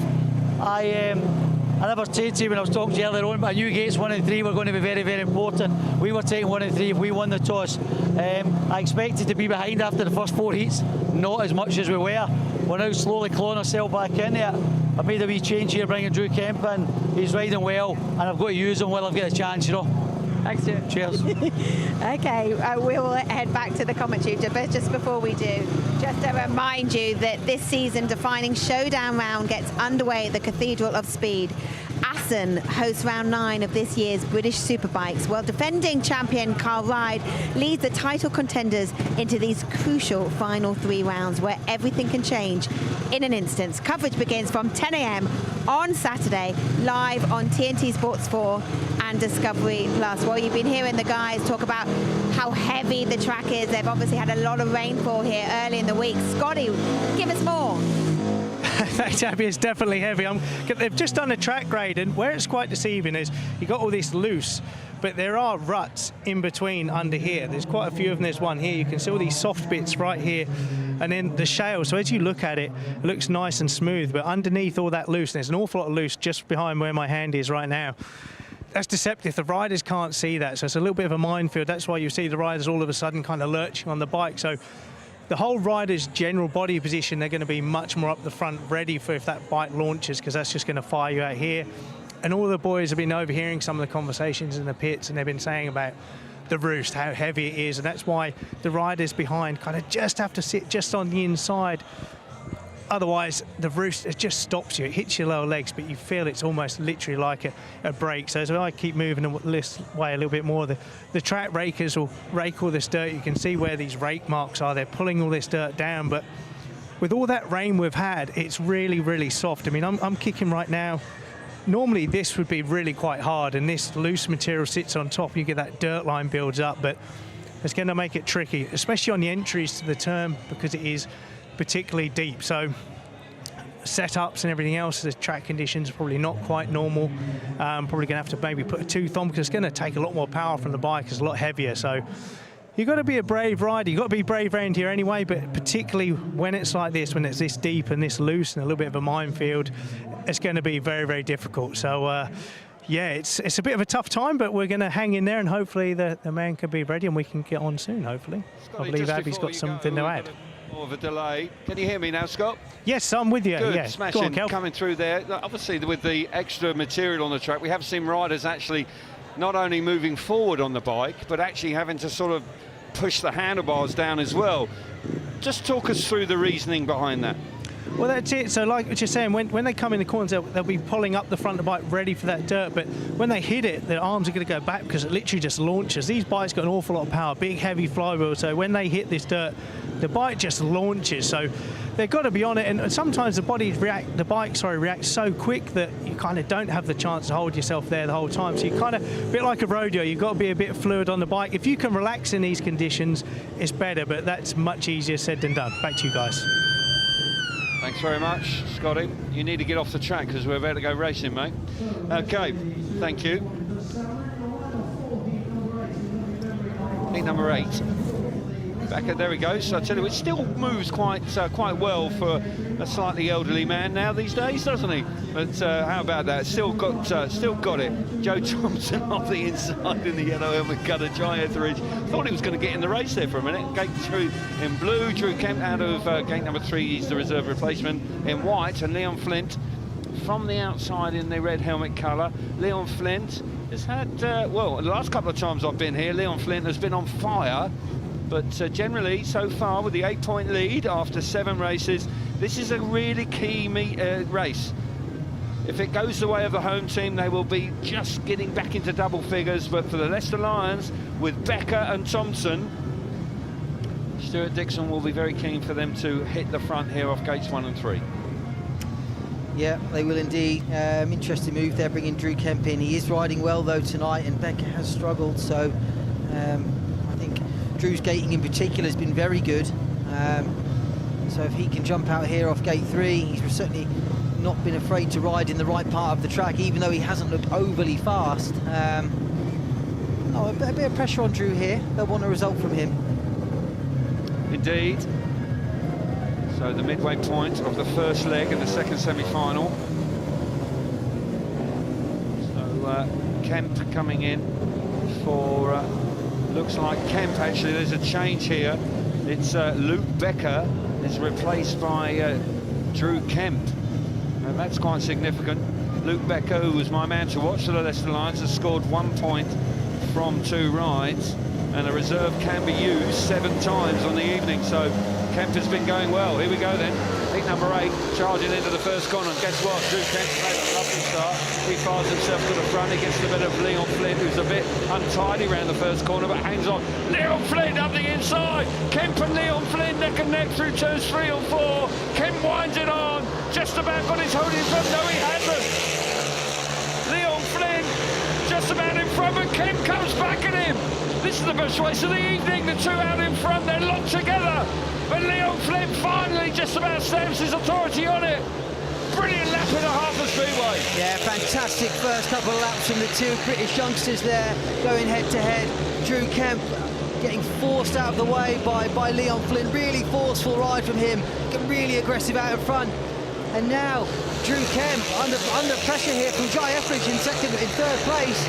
And Jai Etheridge now moves to the outside. He might look back to, he's staying on the outside, but going for a move on Drew Kemp. Here he goes. He's round him. Round the outside. What a move from Etheridge. Massive 5-1. Oh, the first 2 laps, it looked like Kemp was going to win the race. Leon Flint showed a lot of determination to get to the front. And Etheridge likewise, late on in heat number 8. And a massive move by the Tigers. Another 5-1 for them. Stretch the lead back out to 12 points, 30 points to 18. And I mean, that was playoff speedway at its best. Brilliant speedway between the front 2 for a couple of laps. And then Etheridge, Kemp just lost momentum, lost speed. And how about Etheridge? He was having all sorts of problems with chains falling off.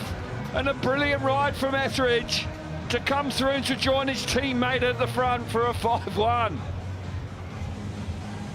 Wow, how about that?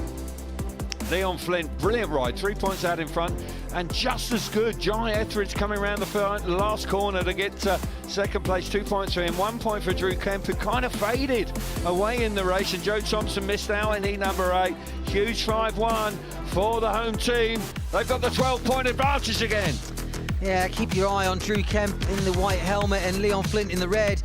Drew Kemp sort of commands the first bend, moves out wide. Leon Flint then cuts back to the inside, dives up the inside into turn 3. Look, at this point, like he was going to take the lead, but Drew holds him off for another lap. But here we see Drew from gate 3, makes another good start, moves into the right part of the track. Leon Flint almost on the bottom of the fence on the first bend, cuts back, lifts, dives up the inside of Drew Kemp into turn 3. And the boys are neck and neck coming down the home straight here, and Leon Flint forces himself again up the inside. And here we see a dive bomb here from Leon Flint, pushes his way up the inside of Drew Kemp, and I think this is where he makes the move stick. He manages to move across the front of Drew Kemp, but really good race from both boys, respectful on both parts. And here's Jai Etheridge with a really big move on the last lap to come around the outside of Drew Kemp. Drew's in second here, holding a sort of tighter line. He's missed the dirt line. Etheridge hasn't. He goes right around the outside on the last bend, and a huge 5-1 for Sheffield. And look what it means to Simon Stead. Simon Stead overjoyed, big 5-1 in heat number 8. Let's get some reaction. Abby is with Josh Pickering. Another 5-1, and it's going off here in Owlerton tonight. Yeah, it's all happening in playoff speedway, isn't it? So we're doing what we have to do. The track's a bit heavy tonight. It's we've got a lot of riders that I suppose that can hang it out there and do what Leon done then. So we're in a good position. We've just got to keep chipping away. Leon Flint and Jai Etheridge there, such battles and so aggressive riding. They are attacking this track, like you say. Heavy conditions, not what we'd expect normally here. We'd expect it much harder. But these guys, all your guys, are just showing how to do it.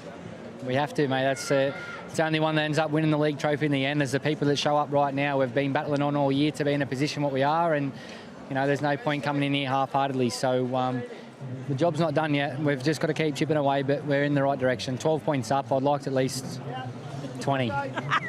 Piquet, thanks. Back to you guys in commentary. Yeah, love that from Josh Pickering. Big smile on his face, and he knows what it's all about. You've got to up your game on a night like tonight. Conditions not quite what they normally experience, but got to say, the commitment from the Sheffield Tigers this evening has been exemplary. 12 points to margin now. Was 8, but another 5-1 in heat number 8 has extended that. Heat number 9, riders approaching the tapes, and Sam Masters much improved last time with a terrific ride, team riding performance from Masters. Drew Kemp, Kaiki, he is having working overtime. That just shows you how hard it is. He faded out of heat number 8, and Stuart Dixon will be keen for him to not do that again here in heat number 9. Drew Kemp, this is hard yards for him here. It is, yeah. Yeah, what's he on? That is his 5th ride of the night, 5th in 9. So he's been a busy boy, and the track is hard work out there. Sometimes, if the track's slick, it is easier on your arms. Tonight, that'll be hard work for him, and you can see his bike in particular is pulling his arms out of the socket. Indeed. Line up heat number 9. We've got Sam Masters on the inside. He's got the white helmet colour on. Nick Morris. He comes out of gate number 2 in blue. Drew Kemp, back-to-back races for him. Gate 3 in yellow, and Chris Holder from the outside in the red helmet colour. 30 points to 18. Stuart Dixon's team under a bit of pressure. He'll want to keep it to single digits if he can. 12 points is not out of the question back at Bowman Park next week, but you'd like to think, no question, they've won here twice already this year. Although the Sheffield Tigers have hit form in recent weeks, they went to Foxhall Heath, the Ipswich Witches, and won just a couple of weeks ago. That was, and that was a big result. Yeah, huge result. Foxhall, notoriously hard place to go, so big win for them there. Tigers looking good so far tonight. The Lions here in heat number 9, gates 1 and 3. Can they bounce back? Here we go, tapes up, and away we go. Masters gets there, he pushes his teammate wide, very wide indeed. He needs to have a look for him, but he gets trapped against the fence. That's unfortunate for Kemp. Just got squeezed against the fence down the back straight. They could have had a 5-1 there, but Masters don't think he was fully aware that his teammate was right alongside him. Not easy, but Morris is in second place, but Masters is away, but they could have had a touch more here. Yeah, I wonder whether it played on Masters' mind that he got held up by Kemp in the race previous and maybe didn't fancy 4 laps doing the same thing again, so wanted to push his way to the front. But Masters looking fast out in front. The Sheffield boys feeling in that second and third position for a 3-3. Race is fairly stretched out now, but again, Simon said he'll be happy that with the current lead he's got. Yeah, it was, and when you consider early doors through that first corner, it looked like it might well have been a 5-1 on the cards, but it wasn't to be. Drew Kemp has pulled up at the back, out of the last corner, and Masters flying away out in front. He picks up the 3 points. Morris and Holder packing in for second and third, so no real damage done for the home team. A nice ride. The last couple of rides from Masters has been much improved over his first ride, but from a team perspective, possibly could have had a touch more there in heat number 9. Here we see the results. Masters 3 points, 2 points for Morris in second place, Holder in third 1, and Drew Kemp, well, it says he didn't finish, but he didn't score, that's for sure. So it's a 12-point lead, 33 points to 21. That's another good start from Drew Kemp. I don't think he's barely missed one, but Sam Masters, I think he knows he's there. But Sam decides, I mean, he doesn't shut him off, he leaves him enough room, but it looks like he wants to be in front, but you can't blame him when the track's like this and it's very one-lining. It's nice to be in front and be able to sort of control the race at your own speed. And you have to say, Sam Masters looked really impressive out in front. Drew Kemp just gets muscled out on the first lap, and fairly easy 3-3 in the end for Sheffield. Yeah, I may have been a bit hard on Sam Masters. When you see that again, he was also pressured on the inside from Morris as well. Probably if he'd eased off, there was a very good chance he probably would have gone from first. Yeah, I think so. And gone back. So slightly awkward moment for him. It did look like initially he may have been able to allow Kemp to come round him, but not easy in the thick of the action. We're cracking on. So 3-all in heat number 9. So the 12-point advantage is still retained, 33 points to 21. Heat number 10, we've got Jack Holder, who hasn't really got going tonight after exclusion in the first race, tapes exclusion, 1 point second time out. He'll be looking for better in heat number 10 if he can. Stuart Dixon, animated as always, no doubt about that. Line up heat number 10. We've got Carl Howarth on the inside in yellow helmet colour, Leon Flint, gate number 2 in blue, Ryan Douglas, gate 3 in white, and Jack Holder starts from the outside gate in the red helmet colour.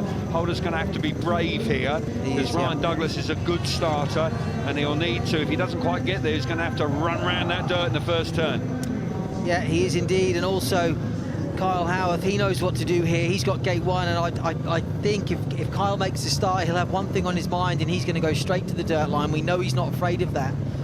So you're right, Jack's going to have to be brave. He's going to have to make a good start from gate 4 and try and get his nose clear. Indeed. So tense times here in Owlerton for the first leg of the second semi-final. Jack Holder, who has had a couple of rides and 1 point. He didn't go anywhere in the first one, he touched the tapes. Picked up a third place, he had gate 1, but didn't quite make the start he would want. But this time off the outside gate, but Ryan Douglas could be a major threat, because he's a good starter, Ryan Douglas, on his night, and he's got gate 3.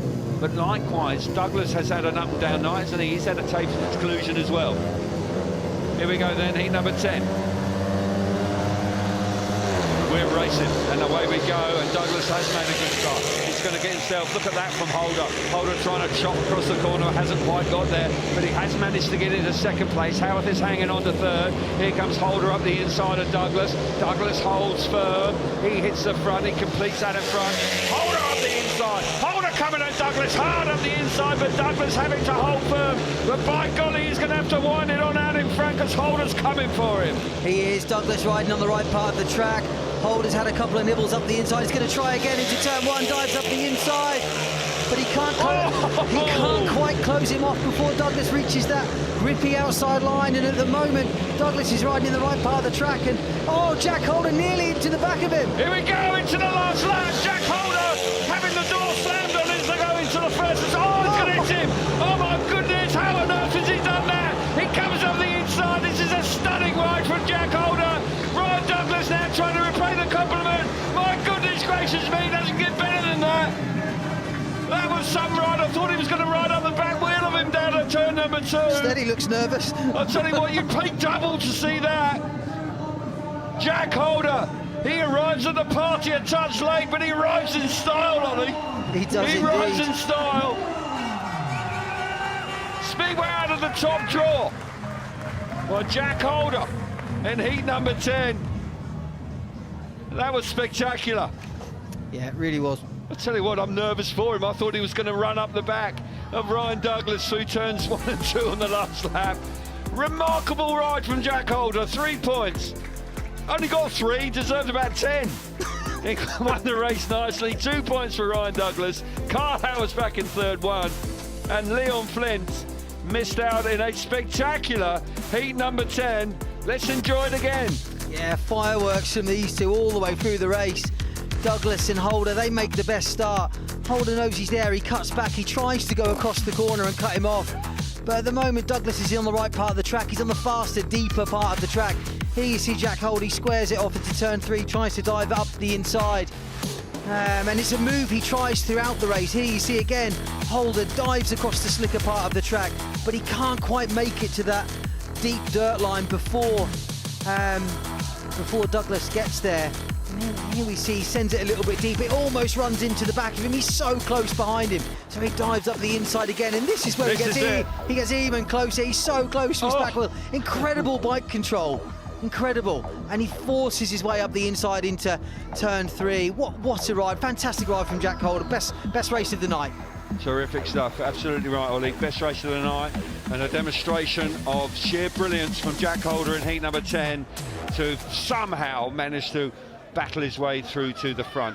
Ryan Douglas played his part, didn't do much wrong, just was something a little bit extra special from Jack Holder to fire himself to the front. Speedway truly was the winner there. Number 11, heat number 11, and 36 points to 24, still the 12 points to the Sheffield Tigers as we move into the second half of the first leg of the semi-final.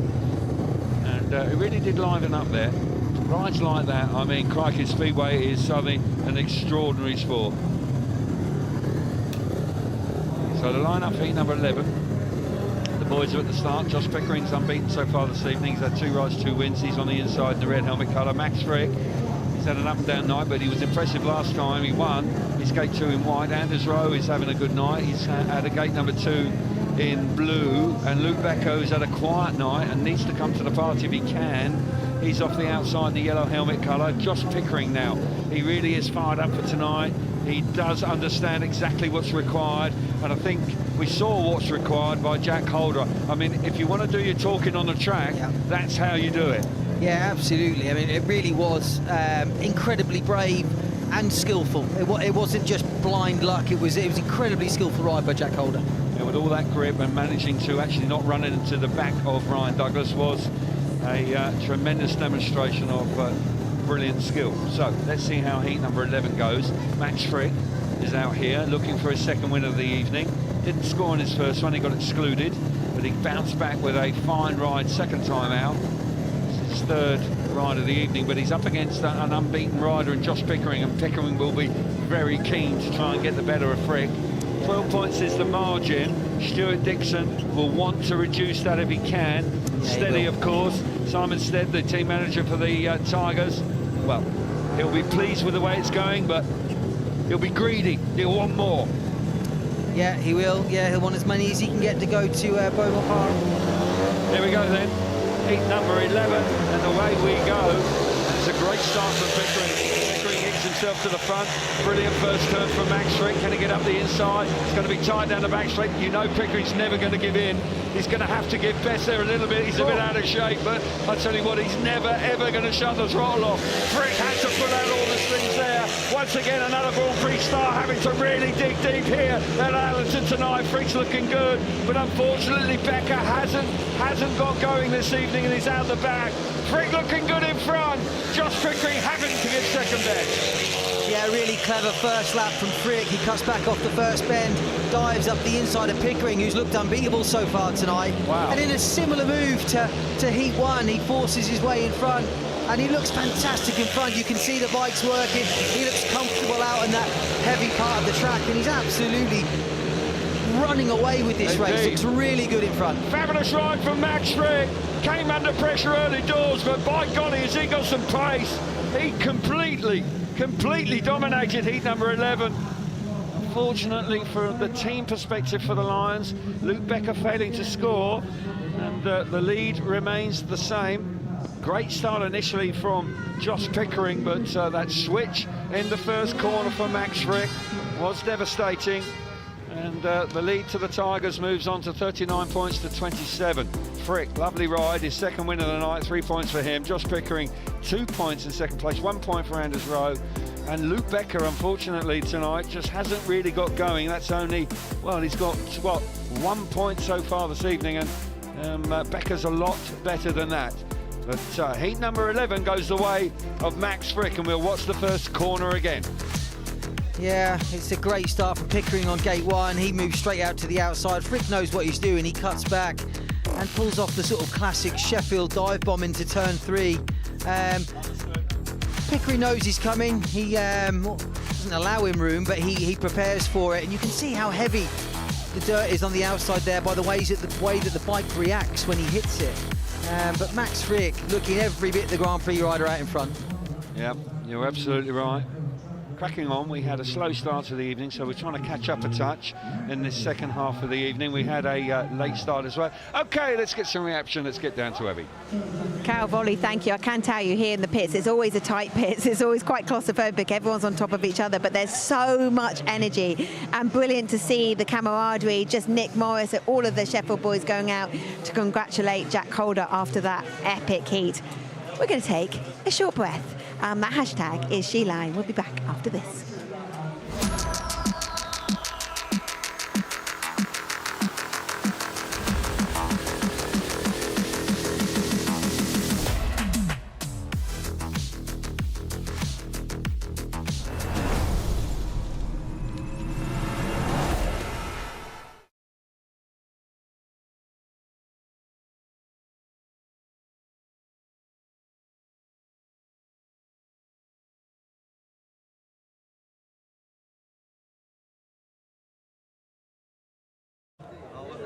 And what a last round it was in Voyens for two of the British Speedways riders, Brady Kurtz picking up the silver and Dan Bewley picking up the bronze medal. Great advert for British Speedway.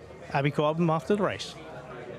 Dan, you never give too much away when we've been talking about this bronze medal in your sights. You've just been kind of discounting it, but how good does it feel to now have the silverware in the world standings? Yeah, it's good, but at the moment I'm kind of looking at Mikkel and thinking that I would have liked third tonight. So, no, it's good. It's been a solid season, and yeah, a couple more weeks. Job isn't done yet, but yeah, I'm looking forward to having some fun in the winter. Congratulations, Dan. Thank you. It's funny that after Gorzov, my thought was I'm going to have to win out the entire season to win this championship, and to think that we actually did is absolutely mad. And yeah, I'm so grateful to my team, everyone around me, Ash, my boys, my family here, and yeah, it's been unbelievable. Brady, the future is bright. You now have a campaign under your belt. We went to tracks this year that you hadn't been to, like Riga. You've only been here once before. So that looks promising for years to come. Yeah, I'm really looking forward to next year. I think I had so much fun this year. I think it's been my dream my whole life to be a GP rider, and to finally be here was really something special. And yeah, to have a successful season and really look forward to next year is just a bonus. Brady, you've seriously lit up this championship from all of us. A massive congratulations. Thank you so much. Thank you to all the fans today. Thank you so much to everyone who supported me this whole season. It's been absolutely incredible. I'll never be able to repay it.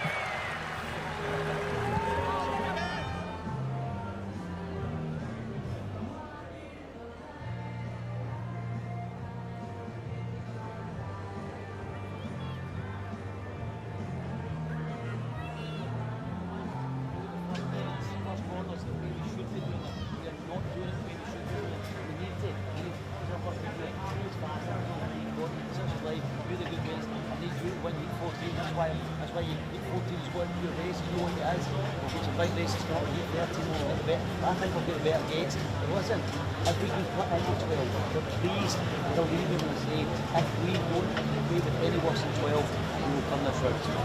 It's in our hands, but can't afford to fuck it up anymore. Okay, come on, let's go. Come on, go.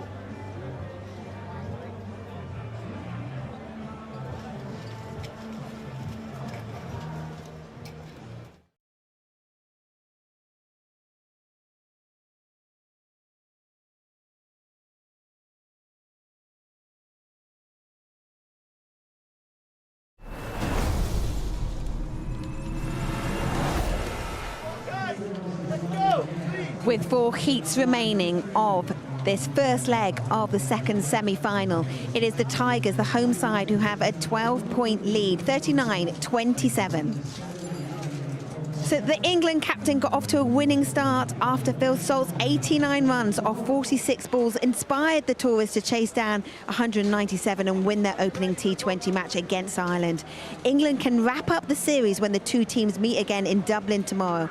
We'll have ball-to-ball coverage from 1:15 p.m. on TNT Sports 1 and Discovery Plus.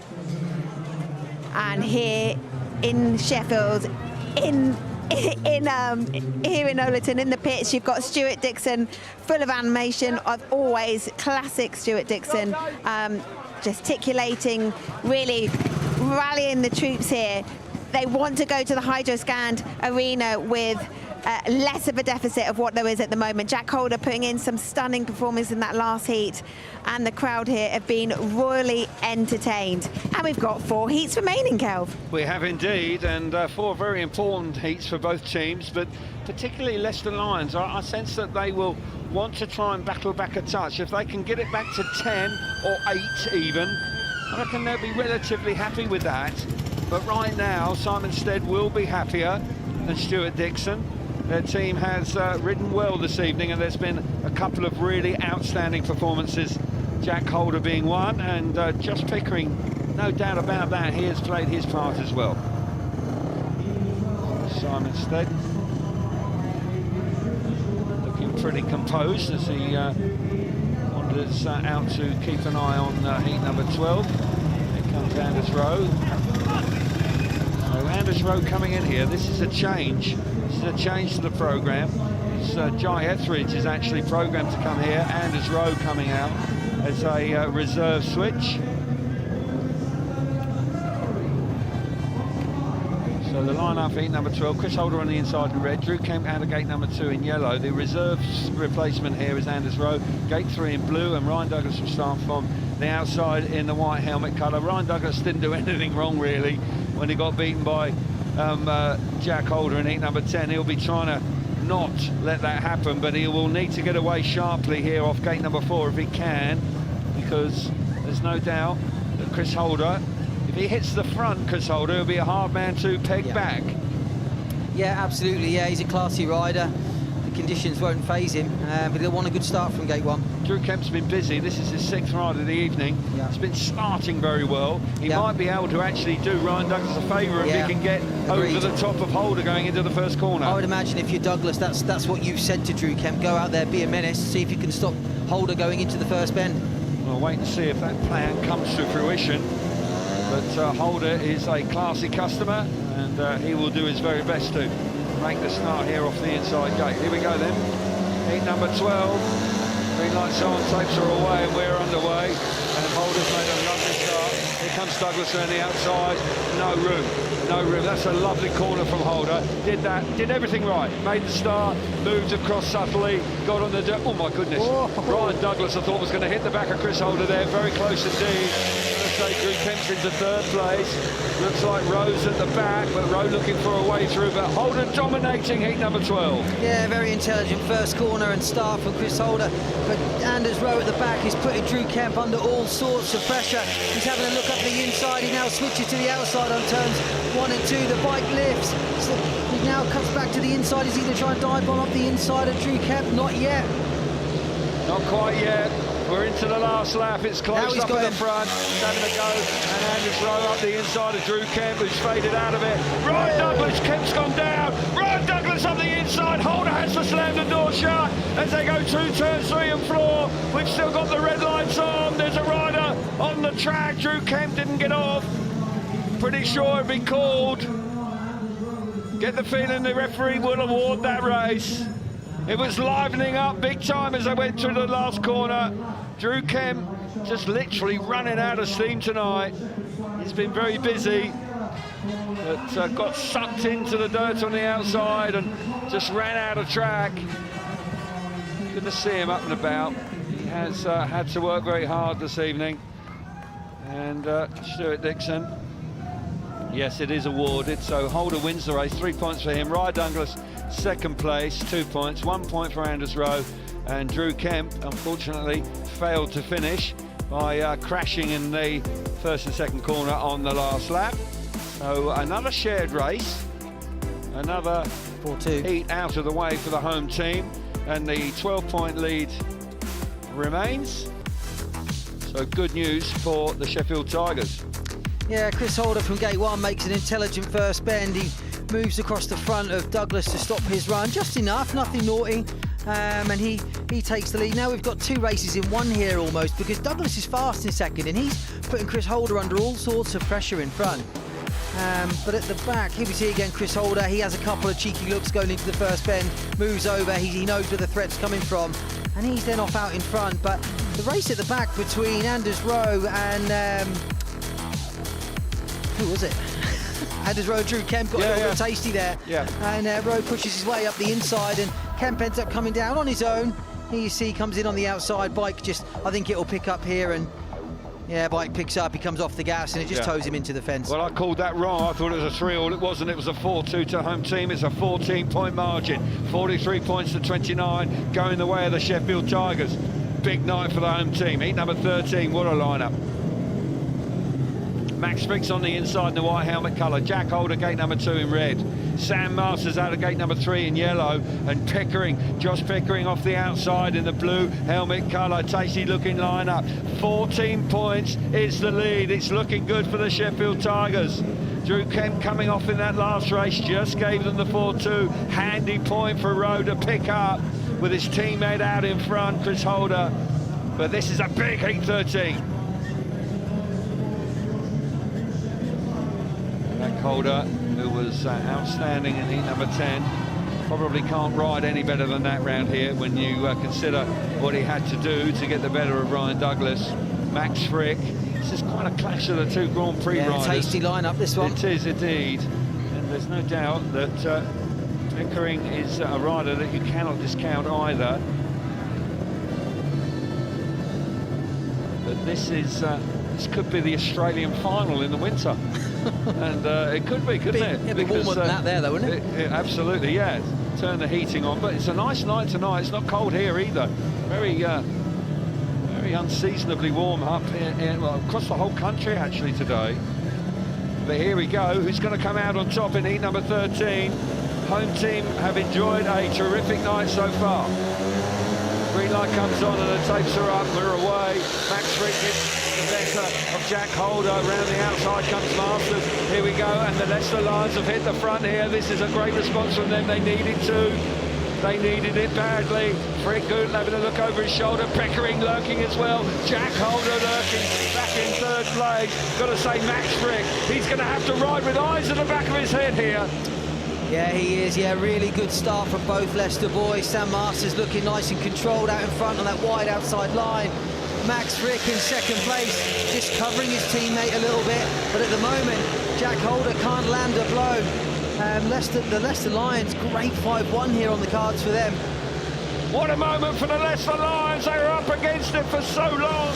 The lead has stretched out to 14 points. Max Frick doing the business back in second place. They got away. And this is a great response. It was desperately needed. But they're going to close in now on the Sheffield Tigers. Heat 13 belongs to the Lions. They pick up the maximum 5-1. And all of a sudden the lead is 10. And Stuart Dixon will be pleased. He won't be delighted, but he'd be pleased with that outcome. Couldn't do any better.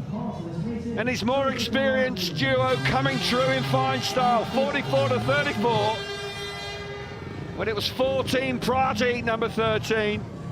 And I sense they will be relatively happy with that. Of course, they'd like to reduce it more. They've got a couple more opportunities. But that's a big result for the Lions in heat number 13. No doubt about it. Masters, what a ride, 3 points for him. Max Frick was stunning in second place, covering all the angles. 2 points for him, 1 point for Jack Holder in third, and Josh Pickering failed to finish in a big result for the Leicester Lions in heat number 13. Watch it again.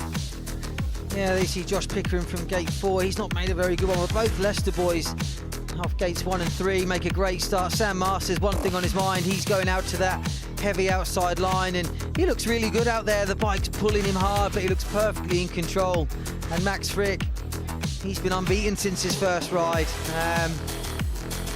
Intelligent first corner for Max Frick. He knows his teammates there. He has a couple of looks, lets him round the outside. And after that, it was relatively untroubled for the Leicester duo out front. And that is a big 5-1 for Leicester in the grand scheme of things. And it brings that deficit back to just 10 points.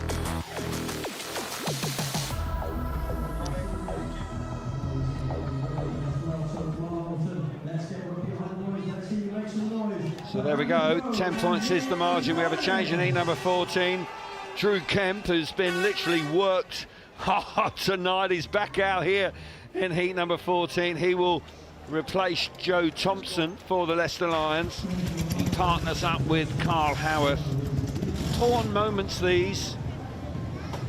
So the second 5-1 for the visitors tonight. They had their first one some time ago in heat number 6. And they've had to wait patiently for heat 13, and that's a massive result when you consider the lineup in heat 13. But Max Frick and Sam Masters producing the goods. Got to say, he's going to need some energy. He'll sleep well tonight, Drew Kemp. This is his 7th outing, and he's been worked extremely hard.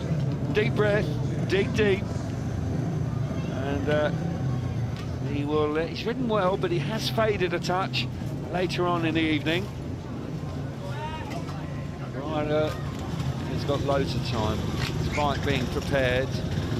But he's had a tough night, but Joe Thompson really has found it tough out there tonight as well.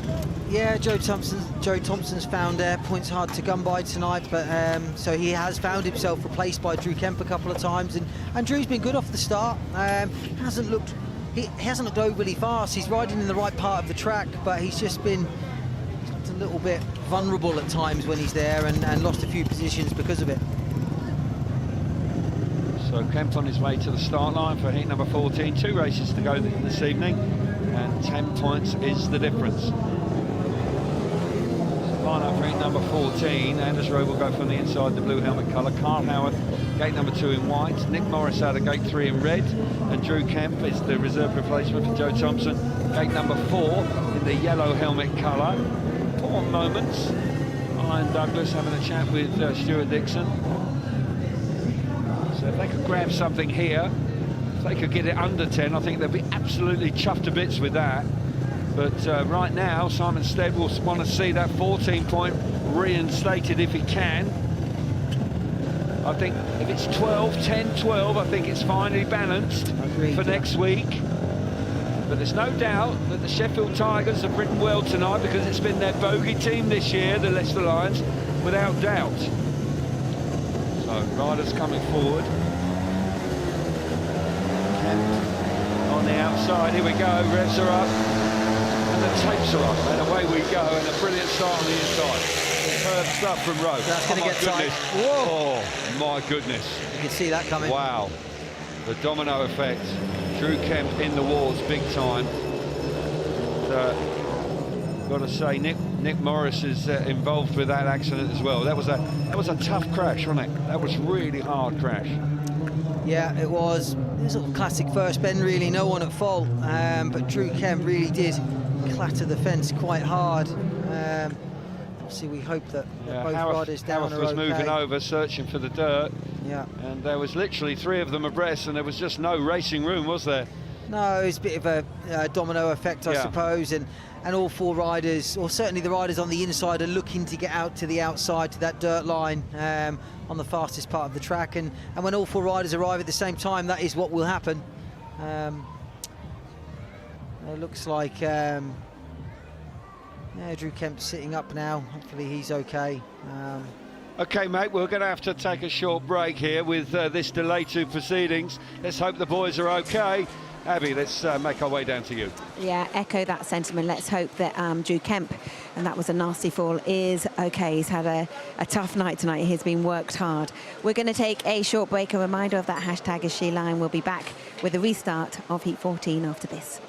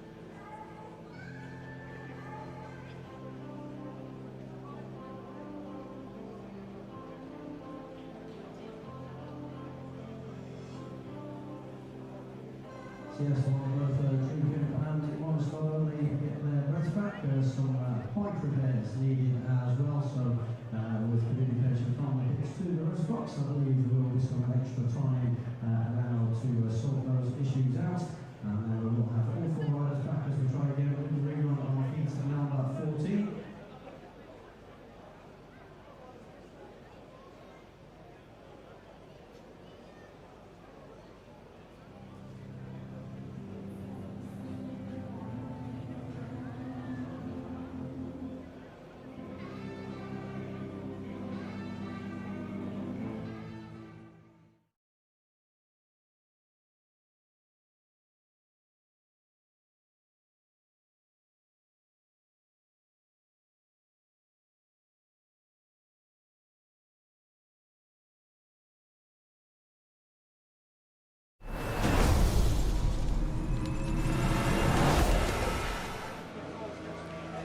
Welcome back to Sheffield. 2 heats remaining, 10 points the difference, 44-34 to the home side.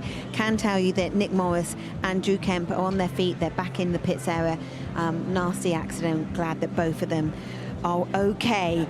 So in snooker, the English Open continues with Jack Lazowski back in action after defeating world champion Chao Sing Tong yesterday. He's currently up against Aaron Hill with a place in the quarterfinals at stake.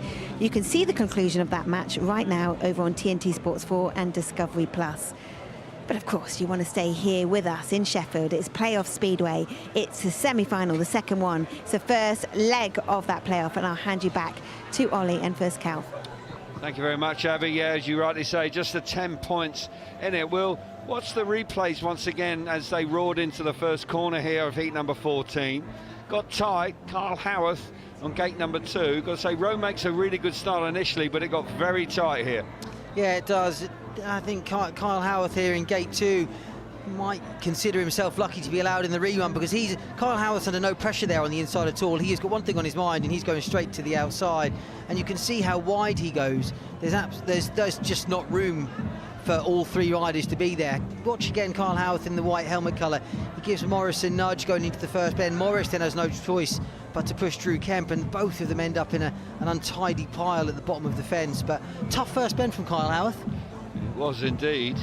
And as you rightly say, when you see the replays, he probably is is fortunate to be back in the rerun. All 4 back are here. Anders Rowe, who was away and had done well to make a start and is keen to get on with it. Nick Morris is going to have to work hard to get that bike knocked back into shape. I would think that Drew Kemp, when he got up, he looks absolutely shattered. And yeah, it's been a long night for him. Yeah, I don't quite know how much energy he's got left. But important points up for grabs in the last couple of races here tonight. There you can hear in the background the 2-minute siren going on. Riders will beginning to make their way towards the first corner. There's Nick Morris having a chat with the ex-rider here, David Howe, who rode for Wolverhampton actually back in the day. So fans just having to remain a touch patient. There's Nick Morris. Sure, there's some new equipment coming out here, because those bikes did look a bit knocked about when they were up against the fence. Yeah, they did. They won't withstand too many impacts like that. No, it was tough. Pleased to see everybody up. Here comes Drew Kemp, battered and brewed. Tell you what, he looks like he's been through a hedge backwards, doesn't he? And fortunately, he's done remarkably well to be fit enough to take his place in the lineup. I'm not sure he would have been too fussed if he'd been excluded, because he did look very tired. But fair play to him. He's done a sterling job for the team this evening. He's been called upon a lot by that man, Stuart Dixon.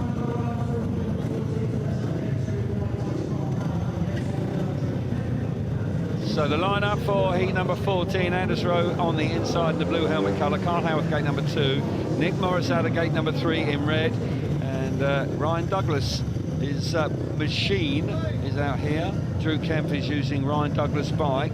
I sense that may have been a problem for him, because the bike did look very knocked about, so fair play. It's not easy, and the handlebars are not quite in the right position for you. Clutch feels different, seat feels different, so he'll be lucky, he'll be hoping that this bike does the business for him. He's been making really good starts tonight, Drew. He'll be hoping he can do something similar here on a strange machine. Here we go then, heat number 14, tapes are up, we're racing in towards the first corner, and Howarth has made it this time. Carl Howarth smashing start from in, an important start, because they're down to 10 points, and if you can maintain the lead, it will be maintained. The 10-point. Oh my goodness! Oh, that's Morris again. Oh, there's going to be a red light here. Has to be. Can't believe the red light didn't come on sooner. I can't believe the red light didn't come on sooner. Nick Morris, like a rag doll, round the safety fence, as you said. I mean, that was so much grip on the outside, no way of holding the bike, and he has just run into the bottom of the air fence. But he's hit the track hard as well, because he literally ragdolled down. A hush around the crowd, rightly so. because Nick Morris had a second nasty crash actually in very short succession. Yeah, he'll be feeling fairly second-hand after this race. That's for sure. Yeah. There was a classic example of a modern-day speedway bike, loads of grip, and you can't control it. You just can't hold it back. Yeah, and Simon Stead will be frustrated with that. Obviously, we all hope Nick Morris is okay, as will Simon. But to be on a 3-3 there and to throw a couple of points away when Drew Kemp's not on his own bike is it'll be frustrating for Simon, and he'll be looking now for Anders to go out and win this rerun. Yeah, I think you can see that red on his place. Let's see the replay again here. Charging down, Morris on the outside, red helmet colour. Keep your eye on him. Yeah, he's on the outside of his teammate here, Anders Rowe, and he goes into the deep dirt, and you'd have to question whether the risk outweighs the reward there at that point in the race to do that. Howarth's out in front, he's clear. Would it have been a safer option just for Morris to tuck into third and secure a 3-3? You can see Simon there with his head in his hands. He looks frustrated with that, and was rightly kind so. of committed to it though, wasn't he? Really on the way in. Yeah, he was. Not easy to chop back to the inside. He would have had to roll off the throttle. Yeah, but yeah. not an easy one. But let's keep our hopes that and fingers crossed that he's okay. The exclusion light is on now. The red light is on.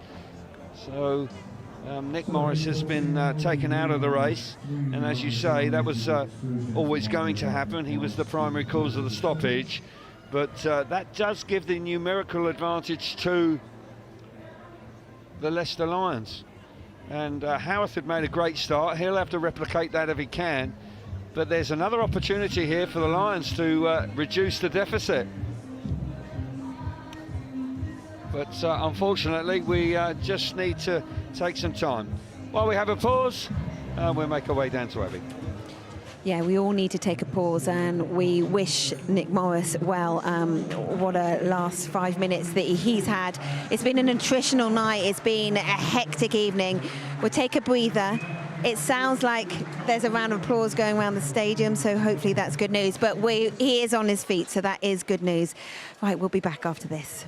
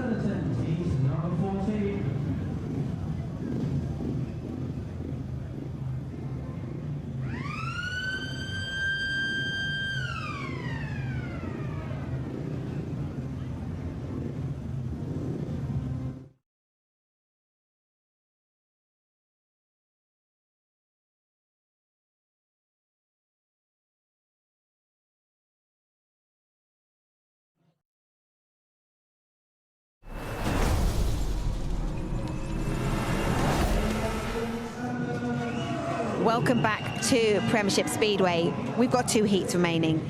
Tigers have a 10-point advantage. Let's hope, Kelv and Ollie, when I hand to you just a moment, that everyone stays on the bike. It's been pretty attritional in the last few heats.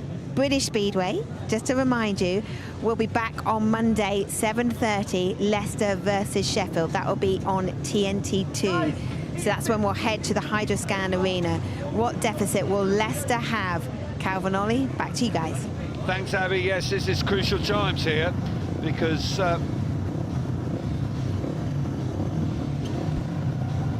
restart of heat 14, Rowe on the inside in blue, Carl Howarth out of gate number 2 in white, no rider at gate number 3, Nick Morris is excluded, and Drew Kemp on Ryan Douglas's bike goes from gate number 4 in yellow. I was halfway through a sentence. This is crucial moments for the home team. They have really dominated for long periods tonight, but what an opportunity for the Leicester Lions. They get a 4-2 or even a 5-1 here, heat 14. All of a sudden the deficit could be down to 6. And that could be massive in the context of the tie. Got to win on aggregate, of course. You can't win tonight. You can't lose tonight.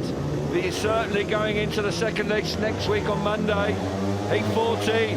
Which way is it going to go? Tapes are up. And we're charging into the first turn. Anders Rowe's made a much better start. He goes, oh! Down goes Howarth. Anders Rowe just clouts Howarth in the first turn. The red lights are on again. Drama here in Owlerton this evening. As Abby was saying, it's such an attritional night. And once again, good to see Carl Howarth. He's a tough customer. See it again. It's neck and neck between the 2 riders on their way to the first turn. Big battle between those 2 going into the first bend. They're both riders fighting for the same part of the track. Anders moves out to the dirt. Whoa. And collects Howarth's front wheel. We cleaned him out. Yeah. We see again elbows going into the first bend. Anders on the inside, Carl Howarth on the outside, and now Anders is moving. He's going to move wide to that dirt line. He does, moves across the front of him and really just takes his front wheel away. It'll be interesting to see what the referee does here, and he's excluded Anders Rowe. So a tough moment for the home team with the exclusions of Anders Rowe.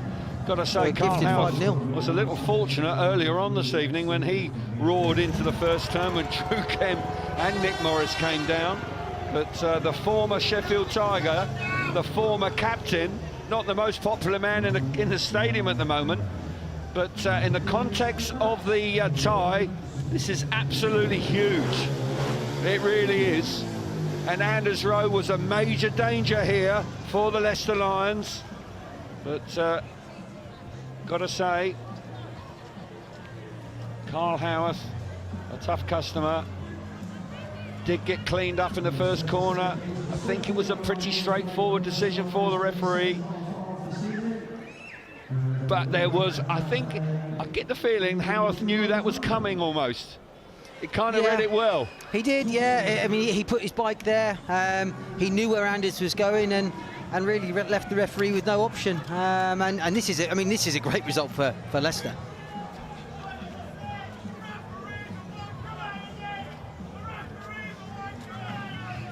We'll see it again, Ollie. Yeah, you see the battle on the inside between Anders Rowe and Carl Howarth. Anders is going to move out to the outside. He needs to stop the run from Carl Howarth. Kyle turns there. He knows Anders is coming, and he collects his front wheel and takes him down. And the referee could have taken the easy option and just gone for an all-four back, but he hasn't. And we see Anders Rowe on the telephone there to the referee, but frustration, bit of controversy, but the temper's just beginning to an emotional night, and emotions running high as well. And all of a sudden, at the back end of the evening here, this is looking not good news for the Sheffield Tigers. Massive 5-1 in Heat 15 for Stuart Dixon's men, and under the pressure early on, and all of a sudden, late on here in the first leg of the second semi-final, and the Leicester Lions are battling their way back in it. It's still 10 points is the advantage, but it won't be for much longer. It really won't. 2 points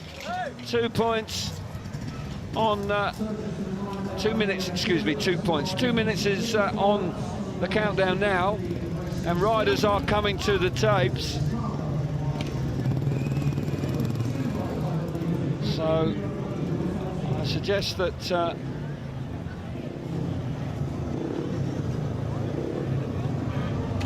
here we go, the lineup for heat number 14. No rider on the inside is excluded, ROWE. Carl Howarth, gate number 2. Nick Morris is excluded as well. Drew Kemp, the rider reserve replacement. So Ryan Douglas's bike is getting really quite a workout here.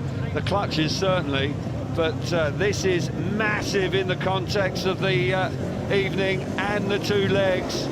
The lead is going to be reduced massively. I'll tell you what, 1 or 2 people have got things to say. Here we go then, Douglas hits the front. These boys have got to race, otherwise they could be excluded. But this is a defining moment, you would suggest. Yeah, it really is. Huge turning point in this semi-final. And Stuart Dixon, from being up a lot of points down at one point in the meeting, and now they've clawed it back to just 5 points, and he will be over the moon with that, with the big guns coming out in heat 15. Unbelievable scenes. Got a feel for the home team a touch, but that's the way it's gone. Slightly controversial decision, you would suggest, but Howarth did get cleaned up in the first corner, and as a consequence, with Morris already out of the race when it crashed, ROWE thrown out of the race, and here we go, Howarth cruising around.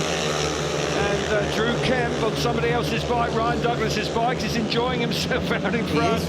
And he's going to look like he's going to pick up the 3 points. And a 5-0.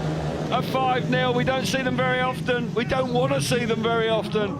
But as I say, just the 5 points in it now as a consequence of the result of heat number 14, with big heat 15 to come. Didn't see that coming, did we? In the last 2 races, the Leicester Lions have picked up 9 points to the Sheffield Tigers 1. What a turnaround in events here at Owlerton tonight. I think there's a bit of shock in the crowd. Here's the result: 3 points for Kemp, 2 points for Howarth, no points for Morris and ROWE because they were disqualified. And so as a consequence, it's 45 points to 39. Straight into heat 15. We do have a curfew here, so we're cracking on with proceedings. Line up for you is Josh Pickering. He will go from gate number 2 in the red helmet colour. Jack Holder, he's in here. Max Frick and Sam Masters are the pairing for the Leicester Lions. I'll go through the lineup, of course, when they get to the start line.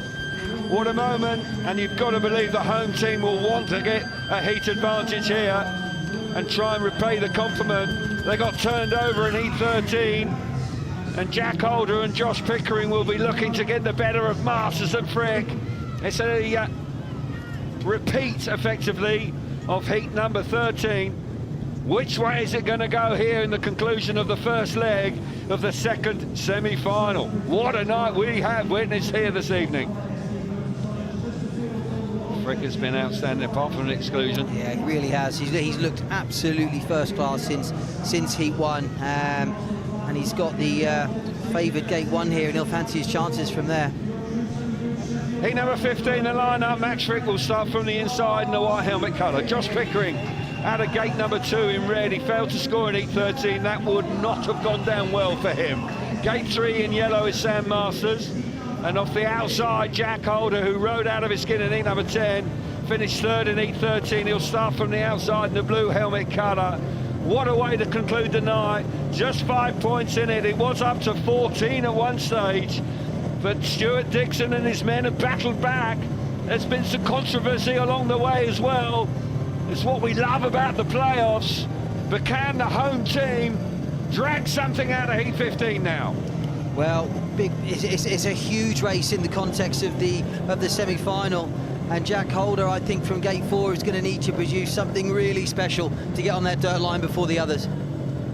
He is.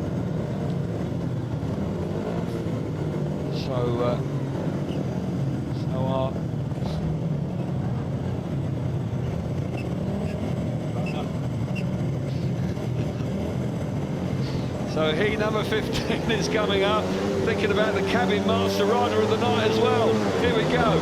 Charging into the first turn. It's tight! Really tight! Oh, Jack Holder trying to cut across the corner, but Masters is in the way, Frick's there as well. Once again, the two riders from the Lions have fired themselves to the front. What a result this will be. Jack Holder's going to strut his stuff. Now it's charging around the outside, trying to get through, but Frick's in the way. Oh, the inside on it. Jack Holder coming on. Tied between the two Australians. Yeah, massive first lap there from Jack Holder. He's now trying to force his way up the inside of Frick. Masters is in the lead, but you can't help but feel like he's holding Frick up a little bit.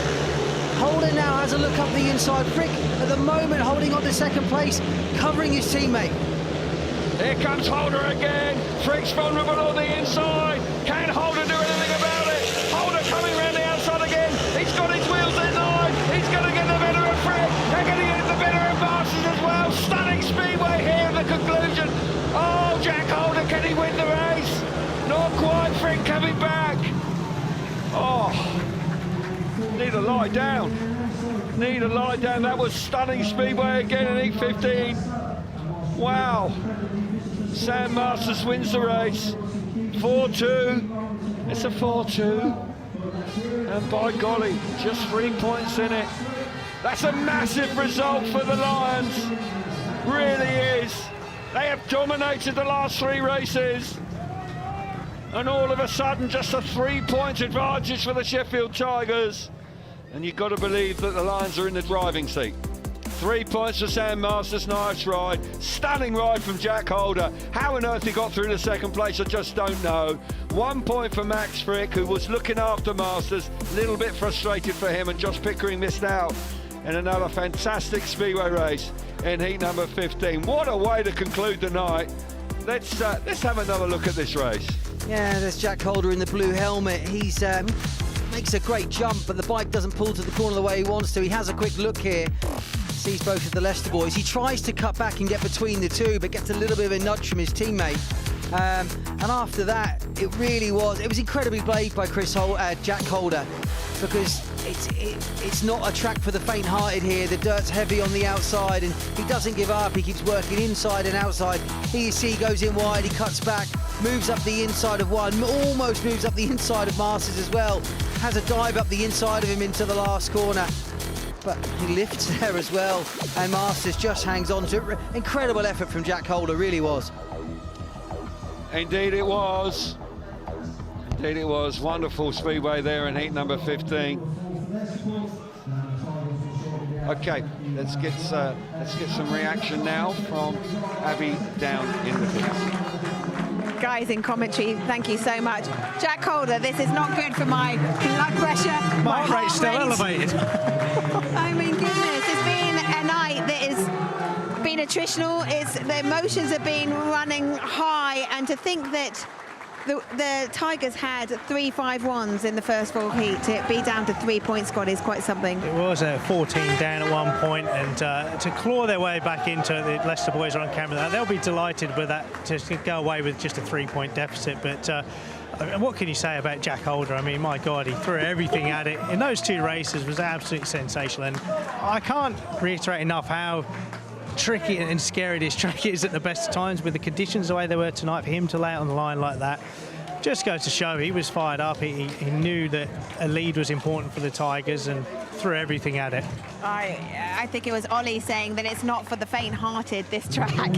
And Sam Masters coming in with the cabin master rider of the night. Sam, what was that like, having Jack literally so close to you? Just like, I mean, it was. Ollie was saying in commentary, this track is not for the faint-hearted. It's not for the faint-hearted even watching it. I struggle here, to be honest, a lot, and to have a good meeting, especially in the playoffs, means a lot, really. And done this for Lenny. 6th birthday. Happy birthday, boy. Well, congratulations. We'll see you at Hydroscand, your home track, on Monday. Scott, that isn't the lead that the Tigers would want to take to the Hydroscand Arena. Leicester are strong around their home track. No, it wasn't, but you know what? It's the semi-finals. We see what it can do. We see what it does to the riders. You know, people seem to find that little extra. And look, Speedway's full of surprises. Leicester will go there happy and confident with that.